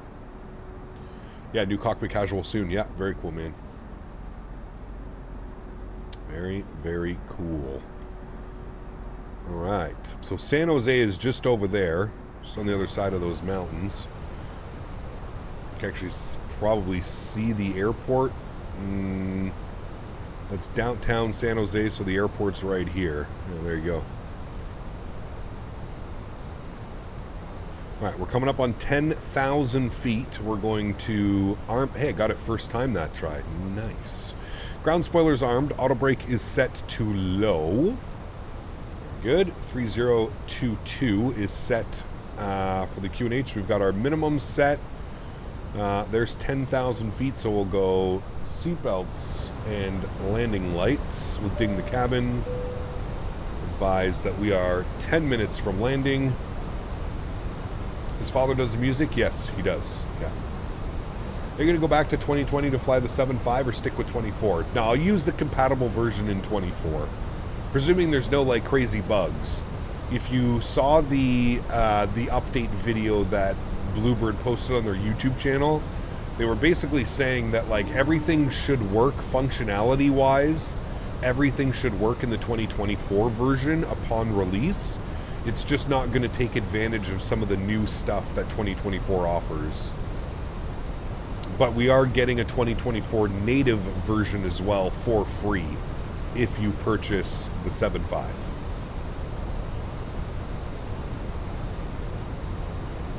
There was another series on Just Planes recently. Saw a Cathay 7.4 trip Anchorage to Hong Kong. Nice. Be a cool one. Man, we had a great flight into Hong Kong last week. On Saturday, we went from Sydney to Hong Kong, 8.5 hours. 8 hours and 26 minutes. Bluebird 7.5 is going to be really cool. First day purchase for certain? Absolutely. Yeah. Absolutely, my friend. All right, what we're going to do is we're going to activate approach phase on the McDo. Good. I'm then going to pull the speed, and I'm going to go 240. I'm also going to get some speed brake out here because the aircraft seems to be dive bombing to hit this restriction. 3,000 feet per minute. When does the Bluebird drop? No clue yet. Q3 2026. So sometime in there. God, that looks so good out there. Sometime Q3 2026. Hey Gap, got a quick question I'm sure you've answered before. I've got the exact same specs as you, but why use FSR3 instead of NVIDIA FrameGen? Great question, Goose. I'm going to try and explain it as quickly as I can. I use a dual PC setup. So when I use native FrameGen, only I see the native FrameGen. You guys don't see it as a viewer. The only way to get 1440p 60 FPS for you as a viewer is to use FSR. I don't know why the capture card software, OBS, does not like frame gen. It for whatever reason, it will not display frame gen frames. It will only display native frames. So the way that I run my PC is I have I run my sim at 30 FPS and then use frame gen to double or triple my frames. Right now I'm using FSR2, which allows me to double my frames. So the sim is actually running at 30 FPS, which makes it for a much smoother experience. The PC isn't trying to get these crazy frames. It's not using all of its resources to worry about frames. So by locking your frames at 30 in the sim and then using a frame gen, either NVIDIA frame gen or FSR, whatever it may be, I just noticed that it's a lot more smooth, and the viewing experience as well should be much better for the viewers. So that's the reason. If I was not streaming, or if OBS would capture frame gen frames, I would 100% be using frame gen. But because it doesn't, I have to use FSR. Hopefully that makes sense. I tried. It's a little bit of a loaded question, I know. And the answer isn't so easily as just, oh, because this. Alright, 210 on the speed. We're looking good. CTAF frequency for San Francisco is 120.5. So we'll tune to that now. 1205, good. What has really changed in city update? What's changed? So new photogrammetry, new ortho. There's a bunch, man. A bunch has changed. The approach into San Diego was beautiful. You see it immediately. Alright, speed check, flaps 1, ground spoilers in. That'll help maintain the speed.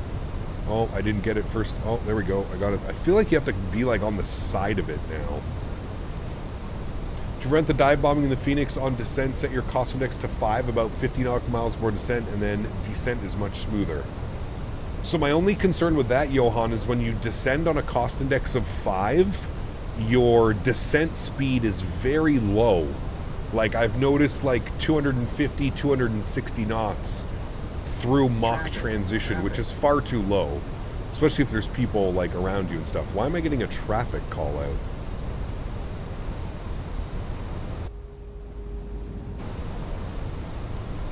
Well, there's now an airplane right on top of me. I don't know where he came from. I don't know. San Francisco traffic, United 285, ILS 28 left, San Francisco. Alright, there's 2500. We'll go gear down. We'll bring our speed to 180 knots. Good. Parallel approach? No, he's like right behind me. Maybe he is. It was the 777. He caught up to everybody because he's a 777. Found him. Found him. Speed check. Flaps 2. Let's go final approach speed now. Wonderful. We'll go upstairs. We'll get all of our lights on. Good, good, good. Good, good. Ground spoilers are armed. Just waiting for full flaps. We'll jump out here. We'll go speed check. Flaps 3. Yeah, you can just tell by the photogrammetry down here now, too. It's so much better than it was. Much more detailed, much more crisp looking images of the buildings and stuff like that. It's quite nice. Looks quite nice. All right, we're approaching 160 knots. We'll go speed check. Flaps full. Very good. Very good. We'll go ahead and start our replay. We are now recording, and I'm going to throw on control cam. I'm going to take control of the aircraft. Beautiful. We'll put our sounds up.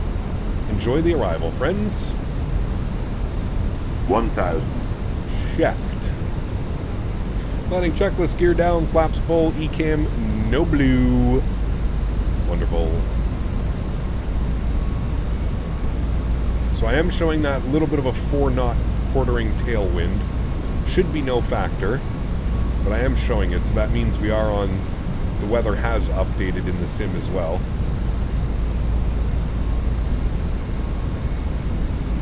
No, chill out with that, Captain Carolina. You don't need to be doing stuff like that, man.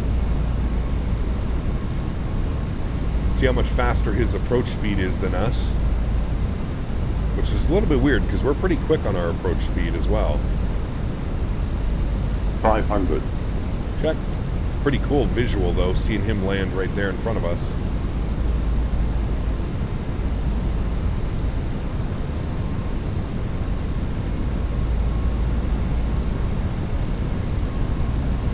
Hundred above.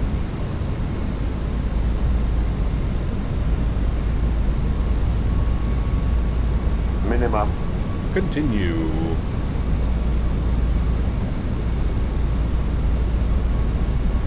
$100. 50, 40, 30, 20. Retard.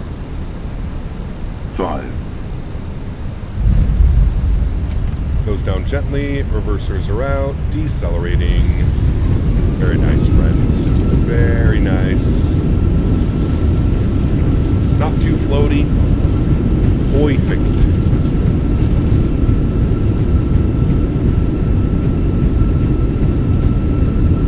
70 knots, reverser stowed. Ladies and gentlemen, welcome down to San Francisco. Brakes going off. We'll vacate here at the next left. Beautiful. Beautiful, beautiful, beautiful. Onto the brakes. San Francisco traffic, United 285, vacating 28 left, San Fran. Alright, we'll vacate to the left. Very good. Bring you back up into the flight deck. Very good. And with that, our parking should be... where are we parking? I think it's right here, isn't it? Yeah, we're right there. Perfect. Let's go to GSX. Select from map.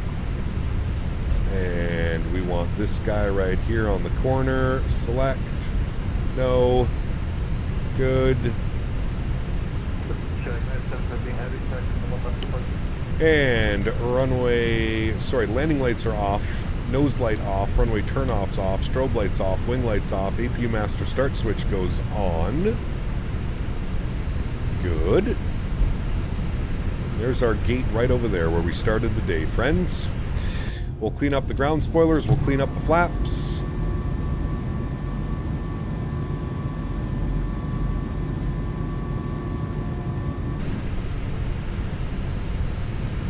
Very good.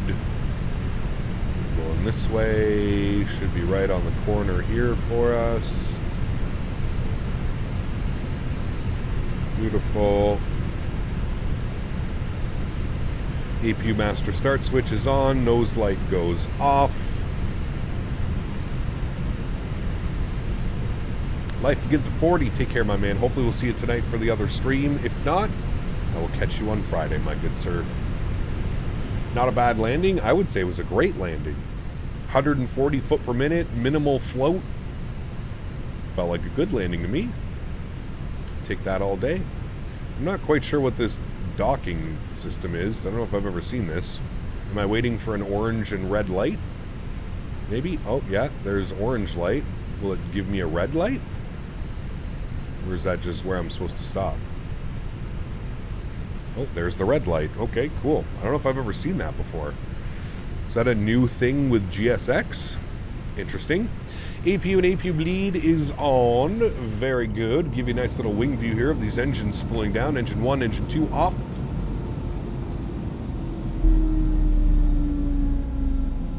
Listen to that. What a beauty. What a beauty, friends. Delicious. Delicious, delicious, delicious. Upstairs, let's go ahead and get the fuel pumps off. Let's go ahead and cap your purrs and crew supply, beacon lights, seat belts off. And we'll go to GSX. We'll request deboarding. Very good. And I don't know where that guy's going, so we'll just do that. All right. And we'll jump outside. Get a nice little view of our airplane. Close that. Close you, move forward. There we have it. There we have it, my amigos. A beautiful looking airplane after a beautiful day of flying. Not too shabby. Not too shabby at all. I love SoCal flying, dude. I could fly out here every week. I could do these legs all day, every day. So good. So good. Okay, we don't need you anymore. We don't need you anymore. I'm not sure what GSX is doing, so we'll just jump back inside the aircraft. We'll just restart the Kutal script. We'll make sure that that's closed and those are removed. Good. We'll then go and disconnect from VATSIM. That's not VATSIM, that's VATSIM. Disconnect from you, close you. Good. Go to panel states. We're going to go ready. We're going to activate. Good. I'll set my flaps. I'll head upstairs. I'll make sure all of our lights are on for replay. On, and on. Good. And give it a couple seconds. I would like to know who put go away as 19% of the vote. Rude, right? What I'm saying, man. You know what's even crazier? 447 votes, but how many likes are we at? 264. I don't know about you, but my math ain't mathin'. That math ain't mathin' very mathematically. Mathing. Nope, non-existent. Flaps are out, engines are on and available. Beautiful. Let's hit the replay button here, friends. Pause that bad boy. Bring this in just a little bit. We'll go from like about here. Should be good. Trim, start. Yes. Resume. Beautiful. Let's jump outside. Get a nice little view here of our landing, friends. Let's see how smooth. Let's grab it from this side, actually. We can see the sun reflecting on the beautiful fuselage. All right, let's see how she looks, amigos. It felt pretty good in the flare. We'll see how it goes. What is this? Oh, it's really picking that up? Jesus. I voted go away to the pole, aka remove the pole. No. No. There's the flare. Hold it nicely. Pfft. Beauty. Perfect. Nose down gently. Onto the strut. Gorgeous. Absolutely gorgeous landing, my amigos. Absolutely gorgeous. I have no complaints about that one. Listen to this bad boy overflying us. Such a cool view from the pier.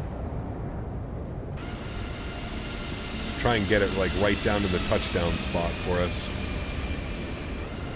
Right here, there we go.